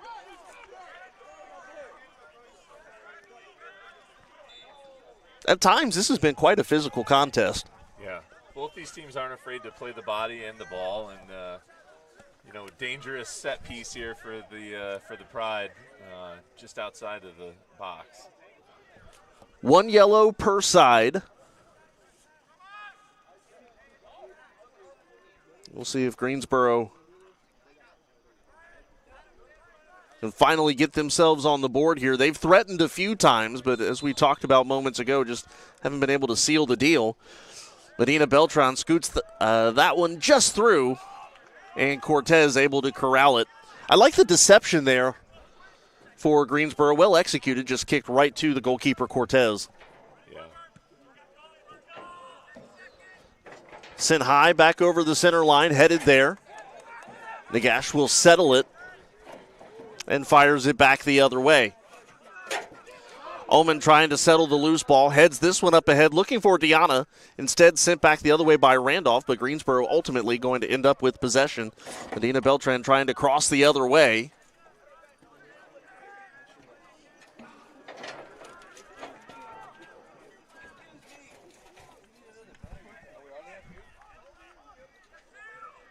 .37-21 to play.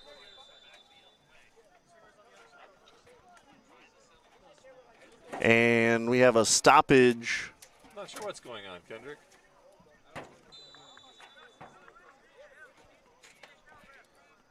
Looks like something involving Leo Cardona over there. We are back underway, however. I thought he was just adjusting his sock, but not sure. 37-13 to play. Working down the near sideline. This one headed near us, trying to be, Garcia Barrios rather, trying to establish possession. Now it's Medina Beltran. Oh, Cardona took a whack there, looked like to the forehead. Still fighting for it. And trips up a Randolph player. We play on. Contact there from Stepurik. You mentioned the physical nature of this. Greensboro showing they're not afraid to give the old forearm shiver, if you will, even metaphorically. Yeah, I'm not sure how much contact there was there, but there was definitely a body on the ground. I'll tell you one thing I've noticed just from Cardona. He kind of plays with what I call the senior's energy, the guy who knows, hey, this is my last year here, and you never have to question he's given 110%. Well, I don't know how much credit I should take, but he was my intern last year. So what you're saying is he's doing this in spite of you. Absolutely. He's overcome a lot. Yeah.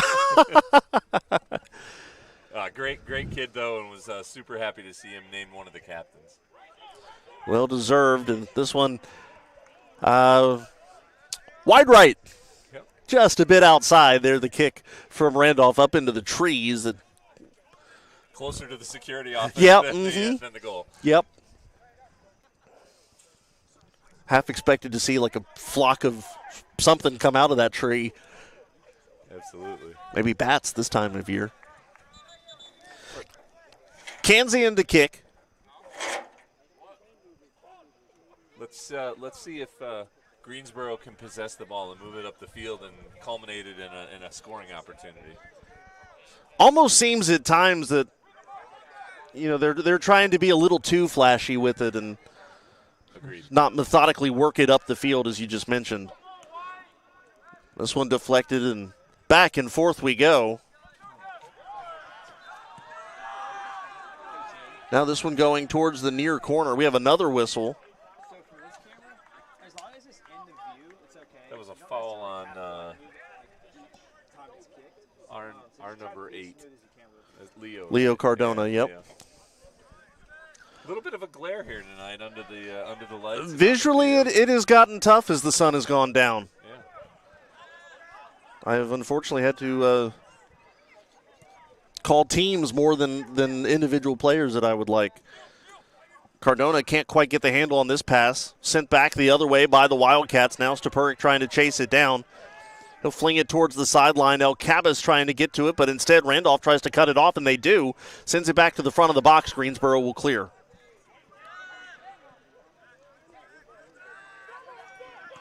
Deanna, nice feed on up ahead to Garcia Barrios. We'll see if this turns into anything. Good tackle there for Randolph. And the ball goes out of bounds.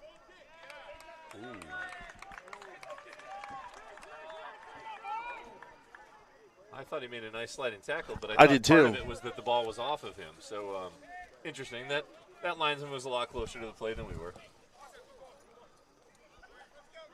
33:45 to play in the home debut of Coach Weinshank. Cortez sends this down the field. Yoy with it. He'll send it back to teammate Stickle. Stickle's feet ahead, intercepted by Alcabas. And that's going to be poked out of bounds. We have a couple substitutions coming on. Looks like Ullman checking out. Couldn't see the other one. Oh, looks like Medina Beltran also is out. Yeah, one.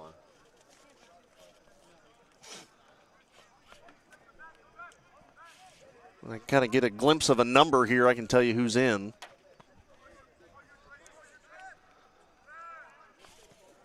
One of them is Ori Edry, has checked in. 32:40 to play. There we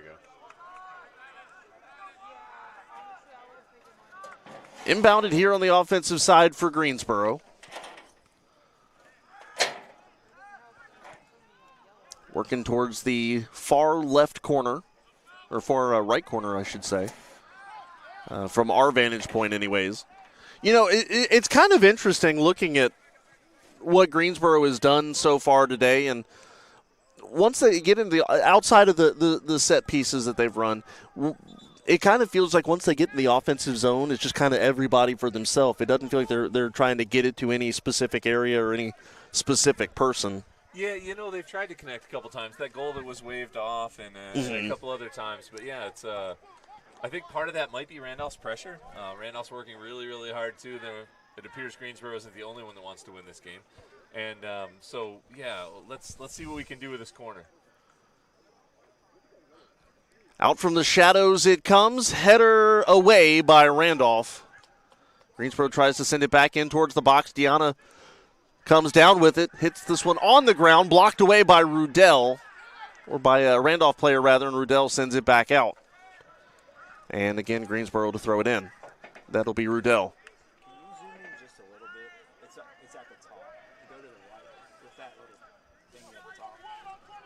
Yeah. Oh, a little further back. Coming up on 31 minutes to play. Headed there. This one has an opportunity. A little bit too far wide of the net, however. Garcia Barrios settles it, fires this back in on top. Headed by Randolph, now by Hermanson.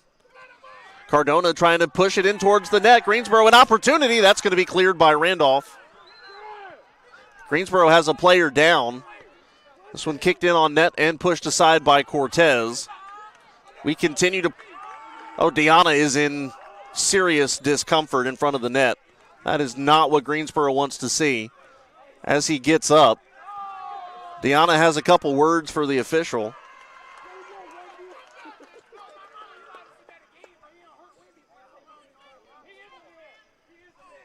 Obviously, a guy who Greensboro has a lot of expectations to turn into a key figure in this team going forward, so obviously you never want to see that. No, it looked like it may have been some contact in the box. I know that's what they wanted, but... Sometimes the big guy is hard to avoid.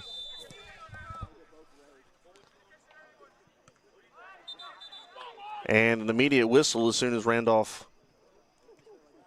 touches.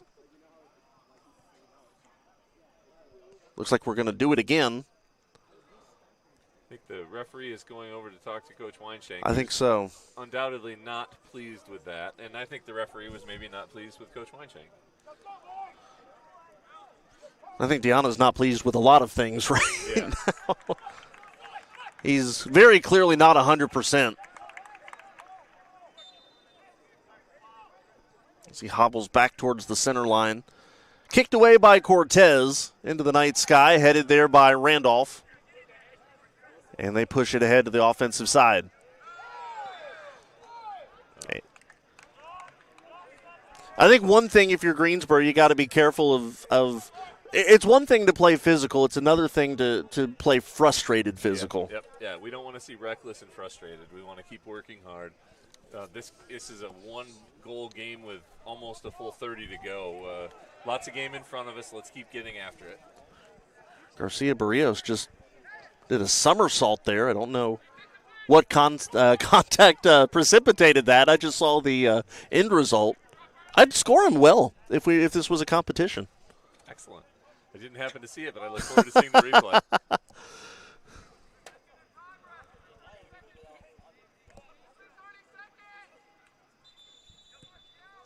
Randolph kicks it in, and quickly a whistle. And we heard assistant coach Christian Del Cid yelling it had been 30 seconds. Yeah, it was an exorbitant amount of time taken before the free kick was hit. Referee decided he'd had enough and stopped the clock.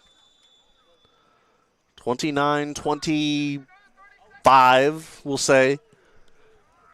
This one kicked in a long way, headed away by Greensboro. Randolph tries to redirect, however. Pride going forward to the near sideline, and it's Cardona. Cardona, nice pass there to Garcia Barrios, but again taken away by Randolph. That was Brian Leva Membrano.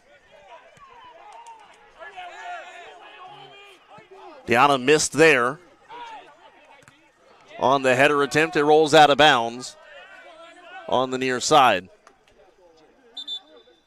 If the ball goes out of camera view, just keep it here.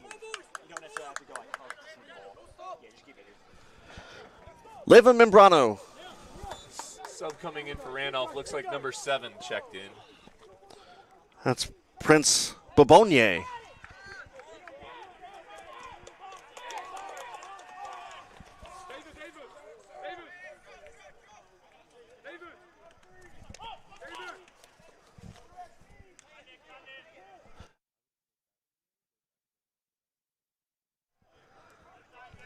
Here we go. As Greensboro tries to send this back up towards the center line, headed by Cardona. It may have a opportunity here. Here's Garcia Avila working to the far sideline, turning on the Jets a little bit, feeding this one up ahead. He's missed his man. Was looking, I think, for Edry, and I don't think Edry was ready for the pass. Under 28 to go.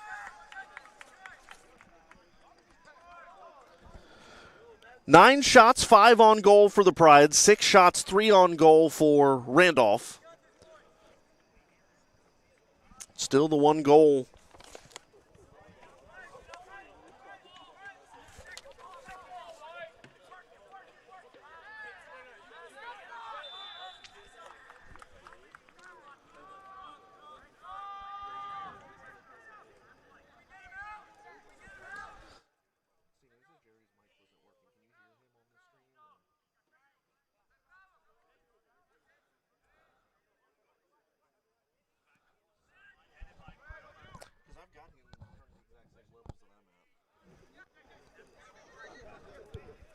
Dangerous spot for the Pride here. Dispossessed. Randolph pushing it up ahead again. Again, kind of a similar thing to what we've been talking about. That you can see the thought process, but offensively, not a whole lot happening for Greensboro.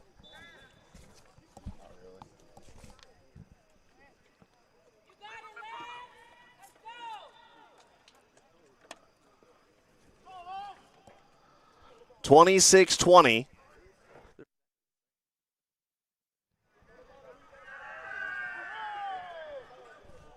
Another throw in for Randolph.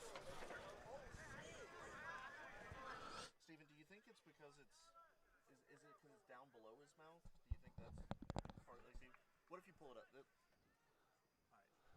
I'm channel 1. Yep. Okay, so there's a red light on here. Okay. That's just compression.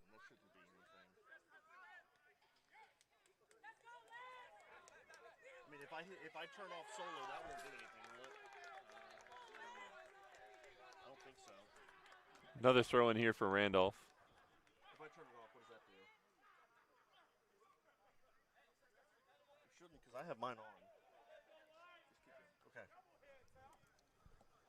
25:30 to go. Apologize. We're working through a couple of technical difficulties here.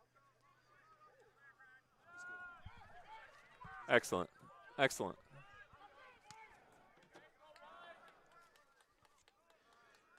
$25-15 to play and counting. Here comes Randolph with it.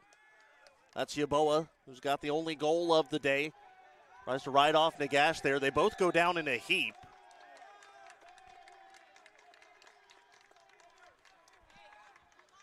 Under 25 to play now. And Stepurik will send it back the other way. Stepurik with quite a bit of hang time on that one. Deanna has to turn and run. Works his way through a couple defenders. Now Deanna working to the right-hand side and airmails that one towards Edry. I don't think he quite meant to put that one as high up as he did. No. Good to get it squared in there and possess it up. But, yeah, they didn't connect on the other end. That's all. The equivalent of a we got a couple substitutions here. Nagash comes out. This is going to be Gazanfari coming in. And we have a stoppage at 24:06.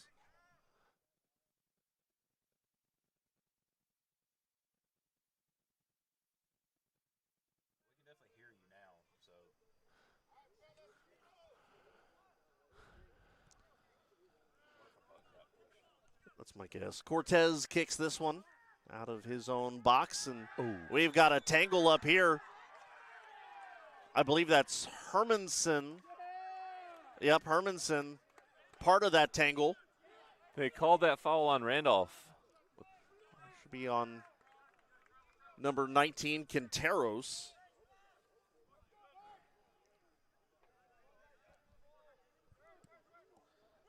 Line drive, right-hand side of the box. I don't know what happened there. Deanna fell down before the pass got there. He would have been in perfect position to make a play on that ball. Here comes Randolph the other way. Randolph working right-hand side. Trying to feed it a little bit further in. Quintero sends this one across to Yeboah. Gazanfari loses his footing. But there to clean up is Garcia Barrios. This one sent in towards the top of the box. Settled down by Richardson. Richardson, good defense there for Greensboro. A nice sliding tackle by, I believe that was El Cabas. Yes. Yeah, that was a great tackle. Here comes Garcia Barrios now. Looking up ahead for Deanna. That one kicked way up and over by Dockman.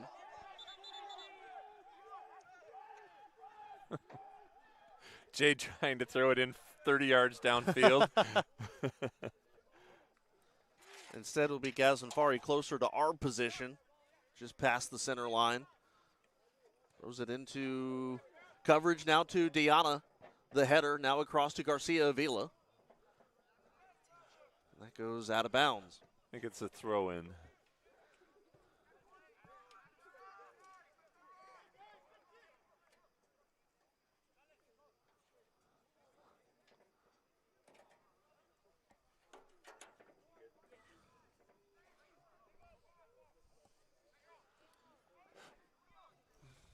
Down in the far corner. Edry to throw it in. Headed there, actually a little bit over the head of Hermanson. Edry now coming in to clean up. Header opportunity. No, it's going to be steered away by Randolph. Good defense by the Wildcats as it's kicked out of bounds by Cortez. Give credit where it's due. Randolph, a good job standing strong in front of their own goal. Yeah, chance there. Just another ball as it was served. It was served long across. Nobody connected on the other end. Randolph keeper was taking no chances with it, and that ball was firmly planted in the sideline fence. A lot of header opportunities here. It's finally going to go towards the Greensboro sideline and out of bounds.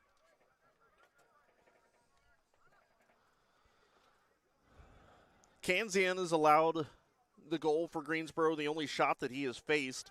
He has now played more minutes than Hermosa, who saved 2 out of 2 before departing the game due to an injury.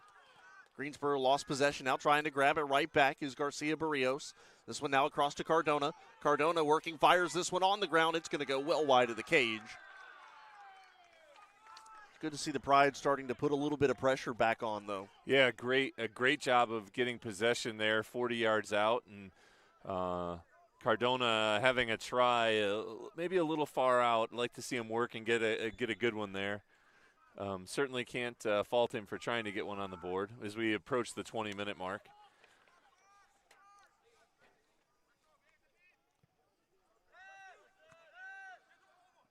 Possession being fought for.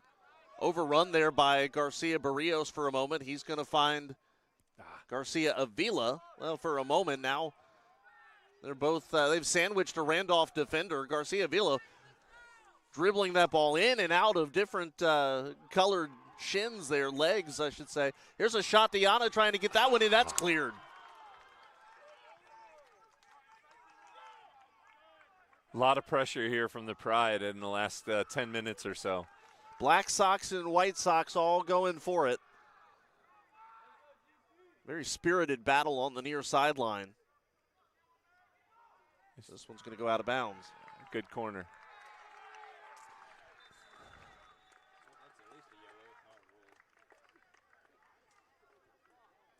Obviously, as we get a little bit further in, I think, what is that, a yellow for Diana? I don't think they've awarded anything. I think he's a very frustrated young man after that injury earlier. Agreed. Hard for us from 60 yards here to determine if it was embellishment or if he really, somebody, the defender there got into him. Let's see what they can do with this corner. Out from the shadows it comes towards the box, headed away again by Randolph. We've seen that time and time again. Every time Greensboro's had a corner opportunity, Randolph is there to turn it away. Yeah, we've done a great job of getting on the end of long throws, but we haven't connected on the corners yet. And it might be important here in the last 19 minutes. It feels like that's a place where we can take advantage of it. And with 19 minutes to play, and obviously not writing this game off by any stretch, but this is part of what Coach Weinshank said in the pregame show was, hey, this is the first real test of the season. You get that first win out of the way, but you've got a strong stretch of opponents coming up beginning today. Yeah, there are no gimmies in the ODAC for sure. 3 of their 4 upcoming opponents are ODAC. This one heading in towards Diana, but it's going to be headed away by Randolph.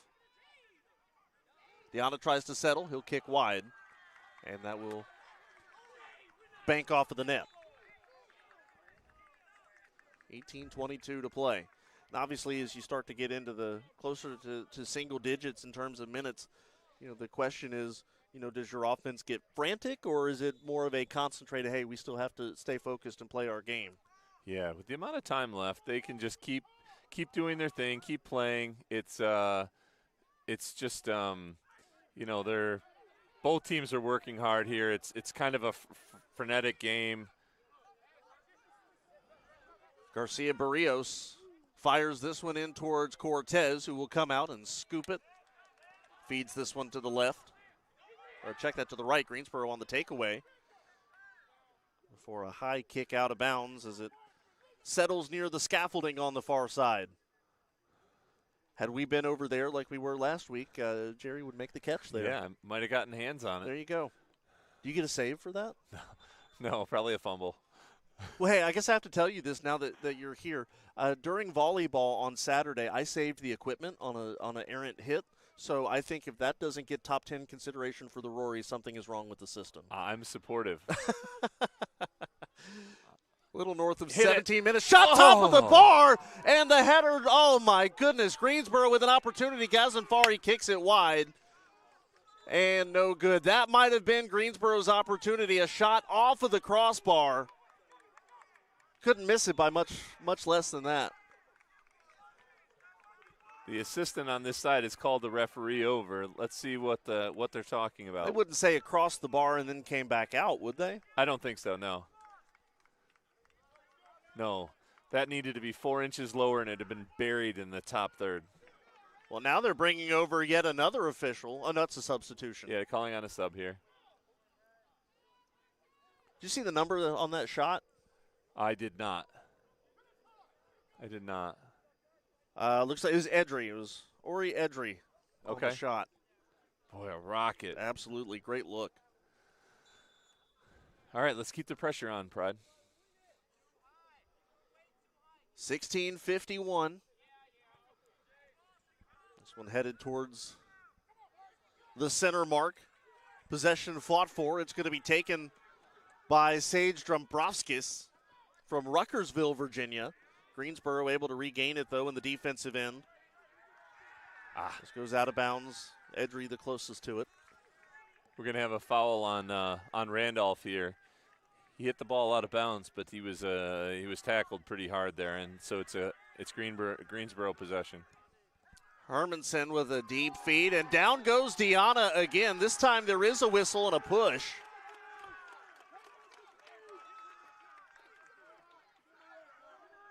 We talked about it earlier, kind of losing the pace of play. We're kind of getting there again here at the end. Yeah. Free kick opportunity for the Pride. Can't tell who that card was on. I assume it's whoever pushed Deanna down. Absolutely. Really dangerous spot here. Really dangerous spot. It'd be nice to see them maybe even play something square here and have an attempt from the 18 on our side or something like that.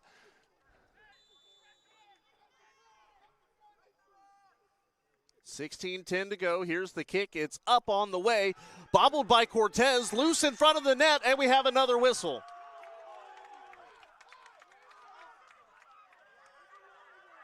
Play stopped again. Greensboro, and of course, Deanna's in the middle of it. Gazanfari there as well. And Cardona, as a captain, getting in the way and settling the scene there. Lost in all that. Cortez still has not gotten up after making that save. Yeah. Now he does. I think it's important for this last 15 minutes for Jade to make sure he plays soccer. Play soccer. Don't get distracted. There's a little bit of nonsense out there, maybe both ways, but make sure we're locked in. You know, I think one of the other big things too that's hurt Greensboro at times today, and maybe some of it not their fault in terms of just bad luck, but you know, it's kind of rebounds when there's a loose ball in front of the net. Just putting yourself in the right place at the right time, and Greensboro's not been able to do that. Right. Yeah, it's been there. They just haven't been in the right spot at the right time, and you know, they're working hard. So I do think they have a chance to get there. You talk about second chance opportunities. Both teams have had them.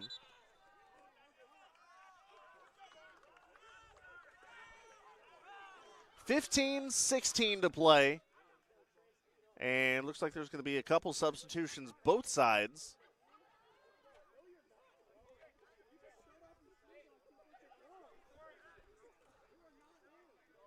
Dockman will throw it in. Turns around to listen to a couple of the Greensboro faithful. Now going to throw it in. Dockman's throw up over everyone goes out of bounds. When I say everyone, I mean his intended targets. Greensboro back there to play it. Here is Leva Membrano. And checking out is Garcia Barrios. Greensboro with a couple of fresh bodies in here.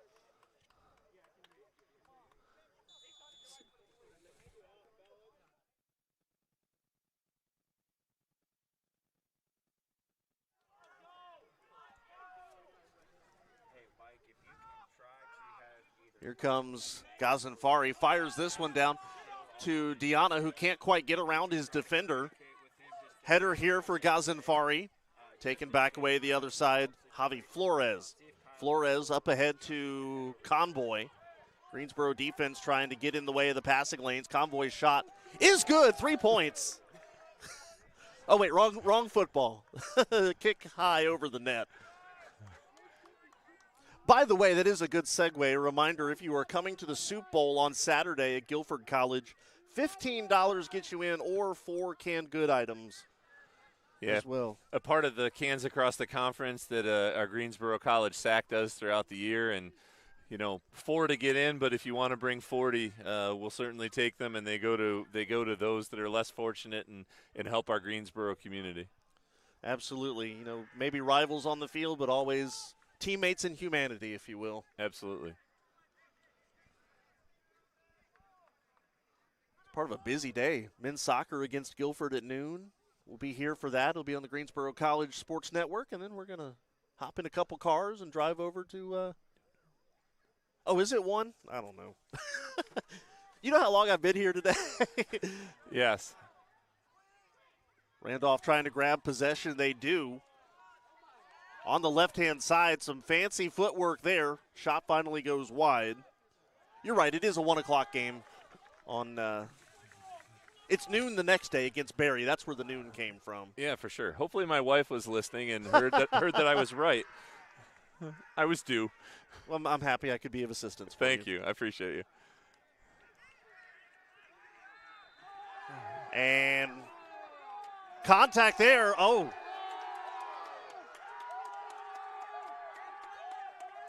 Well, that did not look good. Looked like some extracurriculars right in front of the Randolph bench. And this may take a moment to sort out.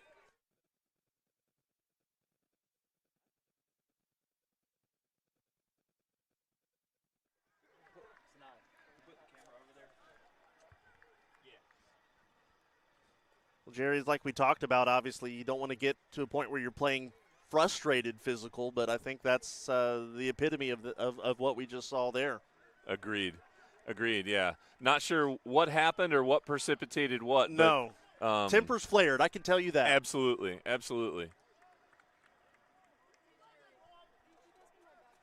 Yes. Mm-hmm.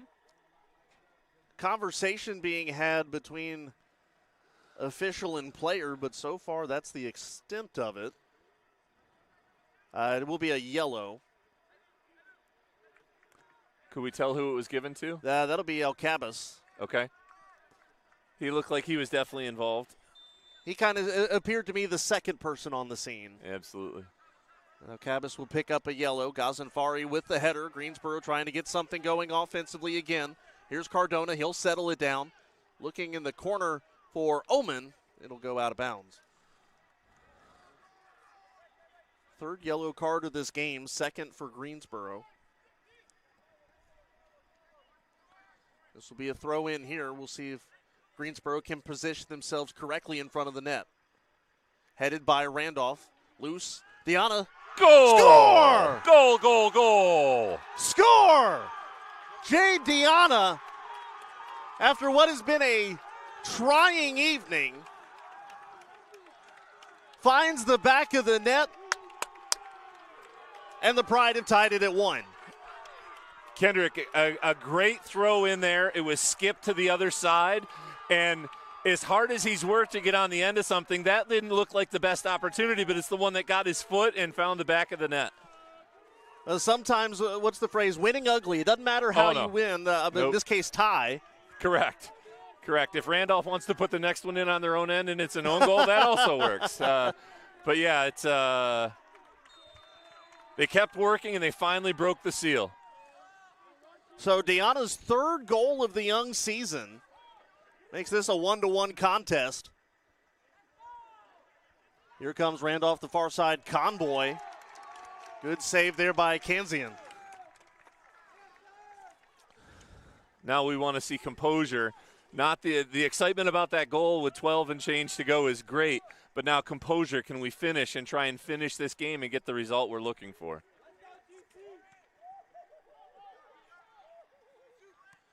Jay Deanna with his third goal of the year.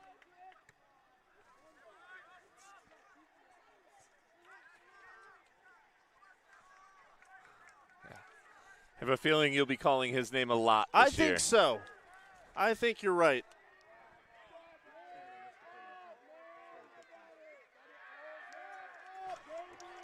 What a great tackle. Oh, spoken a little too soon, I think. a great tackle by the Greensboro defender. The tackle on Randolph is going to earn him a card.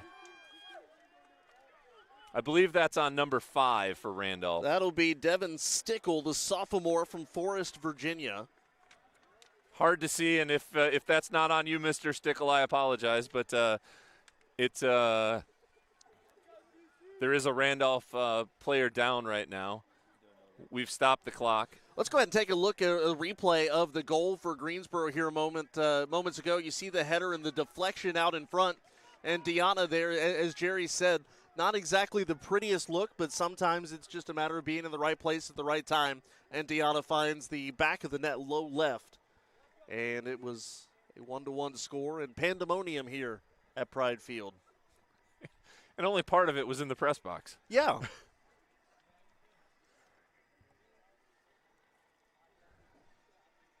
$11:01 to play. Still plenty of time for somebody to mount a offensive charge. I think Greensboro to fire this one in, headed back by Randolph. Conboy with it. And, they've got a speedster up the middle. That's Richardson. Coming out is Kansian. Richardson buries it. Kansian came out to play the ball, and Tyler Richardson buries it on the ground. Randolph goes back in front 2-1. That was a great pass to hit the cutter. The runner, he was onside. The goalie's in a tough spot there. Certainly 2 defenders were chasing him, but that's a classy finish for Randolph.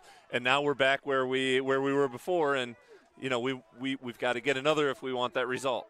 I apologize. I said that was Richardson that scored. Richardson got the assist. Conboy has been given credit for the goal. We've heard his name a lot tonight. Very involved, on the ball a lot for Randolph. Now Greensboro's back to where they were just a couple of minutes ago.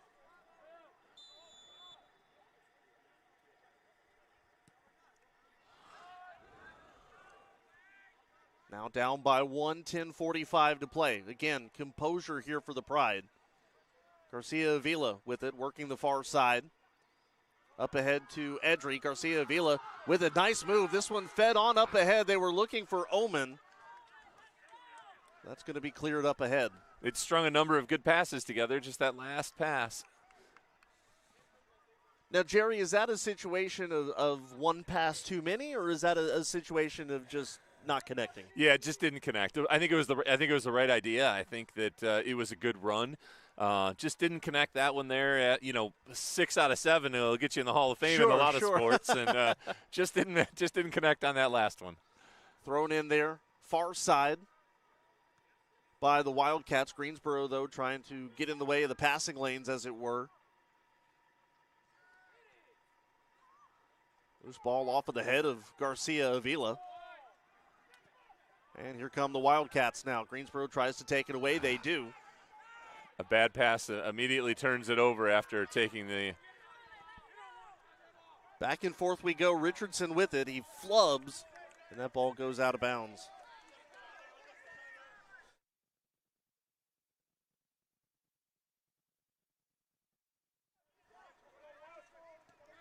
Greensboro sends it up the near sideline, looking for Edry, who's pushed, but he still is able to head it. Deanna with it settles it down. 9:10 to play. Gazanfari far side. He's going to be chased down by Cortez. A Greensboro throw in here. 9 minutes to go.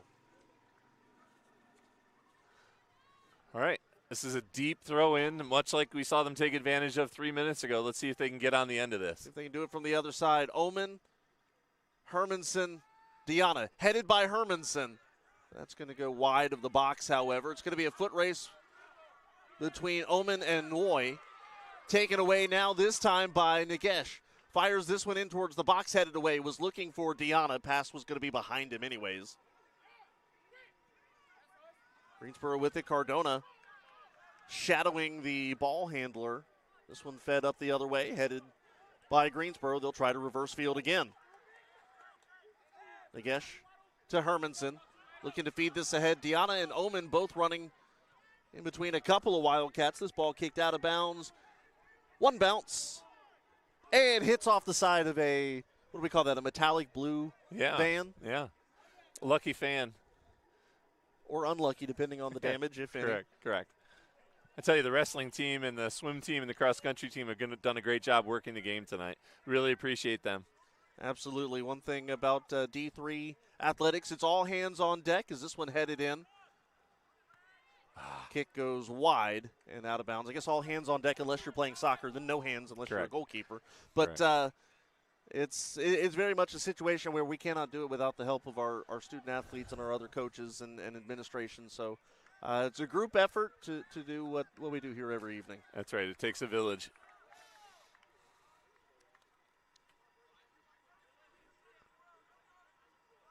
Seven minutes, 15 seconds. A low liner coming up the other way. A couple whiffs at the center line. Greensboro eventually settles it down. It's Cardona. And now Hermanson fires that one up ahead. A push there from Deanna. The ball goes out of bounds. Hey, Mike, on that goal, I believe it was actually Richardson with the goal. I think they may be changing that goal. Richardson actually getting credit for the goal and Convoy the assist instead of the other way around. Yeah, I think that's what you called live, and I think you were right. One of the few instances. No. I want to make sure if your wife is listening, you get the same back. No, they're at church tonight. So Okay. I'm the heathen. Okay.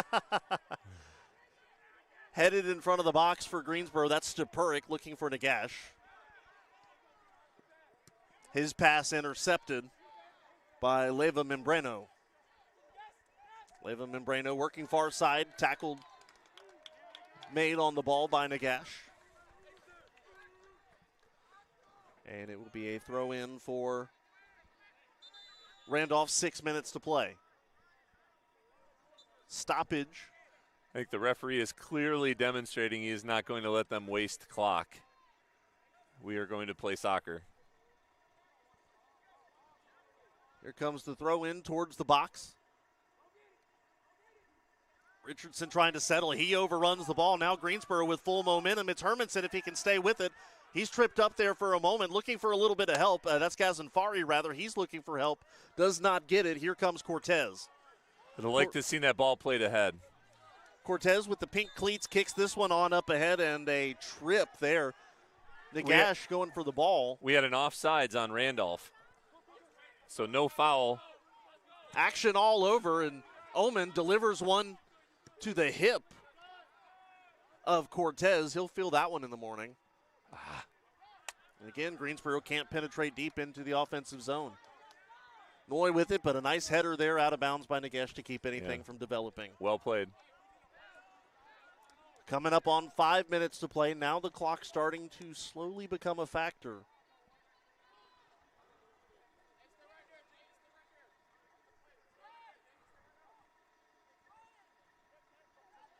And thrown in. Headed away by Greensboro. But settled by Randolph here for at least the moment. Good job by Greensboro to try to clear. They do, pushing it back towards the center line. Pushing the pace down the far sideline. They've got Oman all the way over here if they want it. Good move there. The kick in towards the box. Headed away again by Randolph. Greensboro's going to try to settle it down. Randolph knocks it out of bounds. Looked like they had something building there. Just, sure did. Just didn't get to the end of it, and now we've got a sub. Looks like Cardona out, and Medina Beltran comes back in. 4:11 to go. That one headed out towards Nagesh. Kicks this one on the ground. Oman trying to settle it. Here comes Deanna. He's tripped up now. Shot goes wide. We have a penalty kick. And Deanna down on the ground. I think he's cramping. I think so too. We certainly hope so.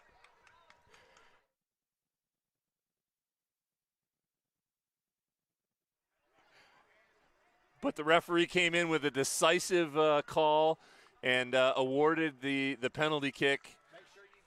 We got to give Deanna some credit there for that. That was a ball that he was kind of out of position for, and he forced himself to get into position. He works very, very, very hard. I will give credit to all of the members of the Pride team tonight. I think that every one of them out there has worked their tail off. Absolutely. And I think that's a culture thing, and I love what Coach Weinshank and Coach Del Cid are creating here.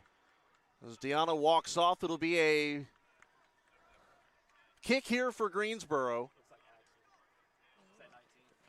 I think it is Axel kicking. Axel Garcia Avila lining up for it. 4:06 to go, and Garcia Avila looking for the tie. Deanna has cleared the field. Come on. And here's the kick, the shot, the score! Axel Garcia Avila has knotted this one up at 2. Let's go. Well taken PK, just under the crossbar. Goalie, in that situation, they have to guess. They have to make a play on something. He hit it it was sort of central, but it was right under the bar, and a great goal. Again, knotted it up. Now let's see what the last 4 minutes brings. We're going to roll that replay again here. That's a goal so nice, you should see it twice. Nice. First goal of the season for Garcia Avila, 5th of his career. That was a quality PK. Now the big thing for Greensboro is making sure that Randolph doesn't answer back. That's what happened the last time the Pride scored. The Wildcats were able to quickly get back on the board. This goes out of bounds. Under 4 minutes to play. On the one hand, you breathe a little bit better at this point, but on the other hand, still plenty of time left on the clock to either A, make something happen, or B, you got to play defense on this side of the field.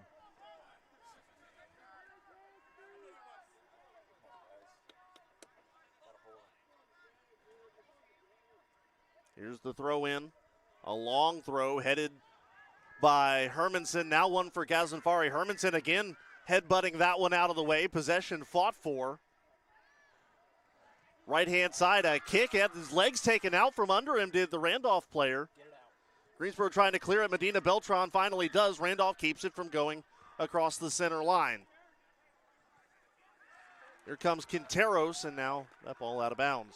3:03 to play. A push there. We play on. Gazanfari looked like he hit his head. Now another push. That's Hermanson. 2:52 to play.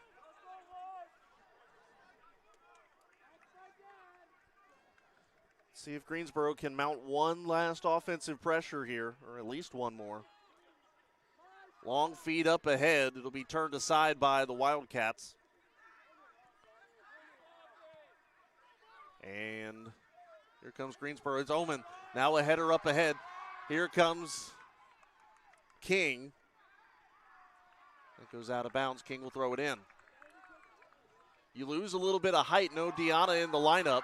Let's see what Greensboro can do here. Oh, they've split the gap. Here comes a look to the side of the net. Good opportunity. Earned a corner. And it'll be a corner here for Greensboro. Sometimes you apply pressure on the defense like that, and it's like in basketball where you force the defense to commit a foul or else you get an easy layup. It's kind of what we saw there. That was a lot of pressure put on the Randolph defense. Medina Beltran will kick it from the corner. This one high. Header opportunity, no. Settled down by Garcia Avila, and a handball, I think. Wow. Oh, wow, that's not going to be called. I could have sworn a Randolph player touched it with their hand. I don't think there was any question from our angle, but the referee did not have the same angle we did, so we play on. Hermanson, with his big leg, sends this all the way down. Greensboro has to resettle, regroup, and not get too frustrated. Nagash having to go back and get this one. It'll be a 1-1 with Noy, one-on-one with Noy, who kicks it out of bounds. My goodness, though. Certainly feels like Greensboro might have gotten short end of the stick there. 1 minute to go. Nagash and Noy fighting for it near sideline. Oman tries to clear this one all the way down into the offensive zone. Opportunity there for the Pride. Here's a chance for the Brano Pride. Can't get to it. Here comes Garcia Avila. Garcia Avila working to his left. He's tripped. He's tripped. No call. We play on. I think that was a very good tackle. It was. I think he possessed the ball and then got body, Yep, and it you're was right. a good tackle. Absolutely right. 30 seconds to go. Oman trying to get around his man. Leva Membrano playing good defense, though.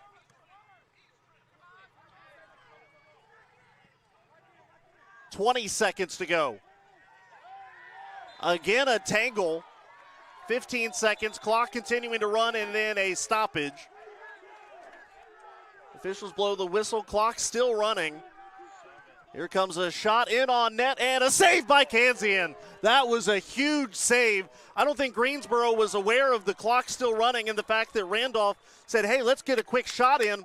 Heads-up shot by Leva Membrano, but an even more heads-up save by Kansian, perhaps saving a 2-2 tie. Yeah, that was a tremendous save with under 5 on the clock.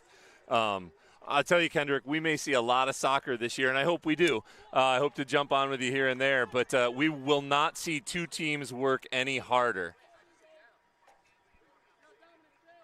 Yeah, you want to talk? I'm going to get out on the field. Yep, absolutely. You want to talk about a hard-fought contest. Jerry, we thank you for your time here tonight. You want to talk about a hard-fought contest. I think that absolutely is the definition here tonight. Greensboro and Randolph play to a 2-2 draw. We see tie games all across it here. There's women against Bob Jones 0-0, and the men today a 2-2 draw. This is how things end here against Randolph. So a quick rundown of the scoring rundown, quick rundown of the scoring summary.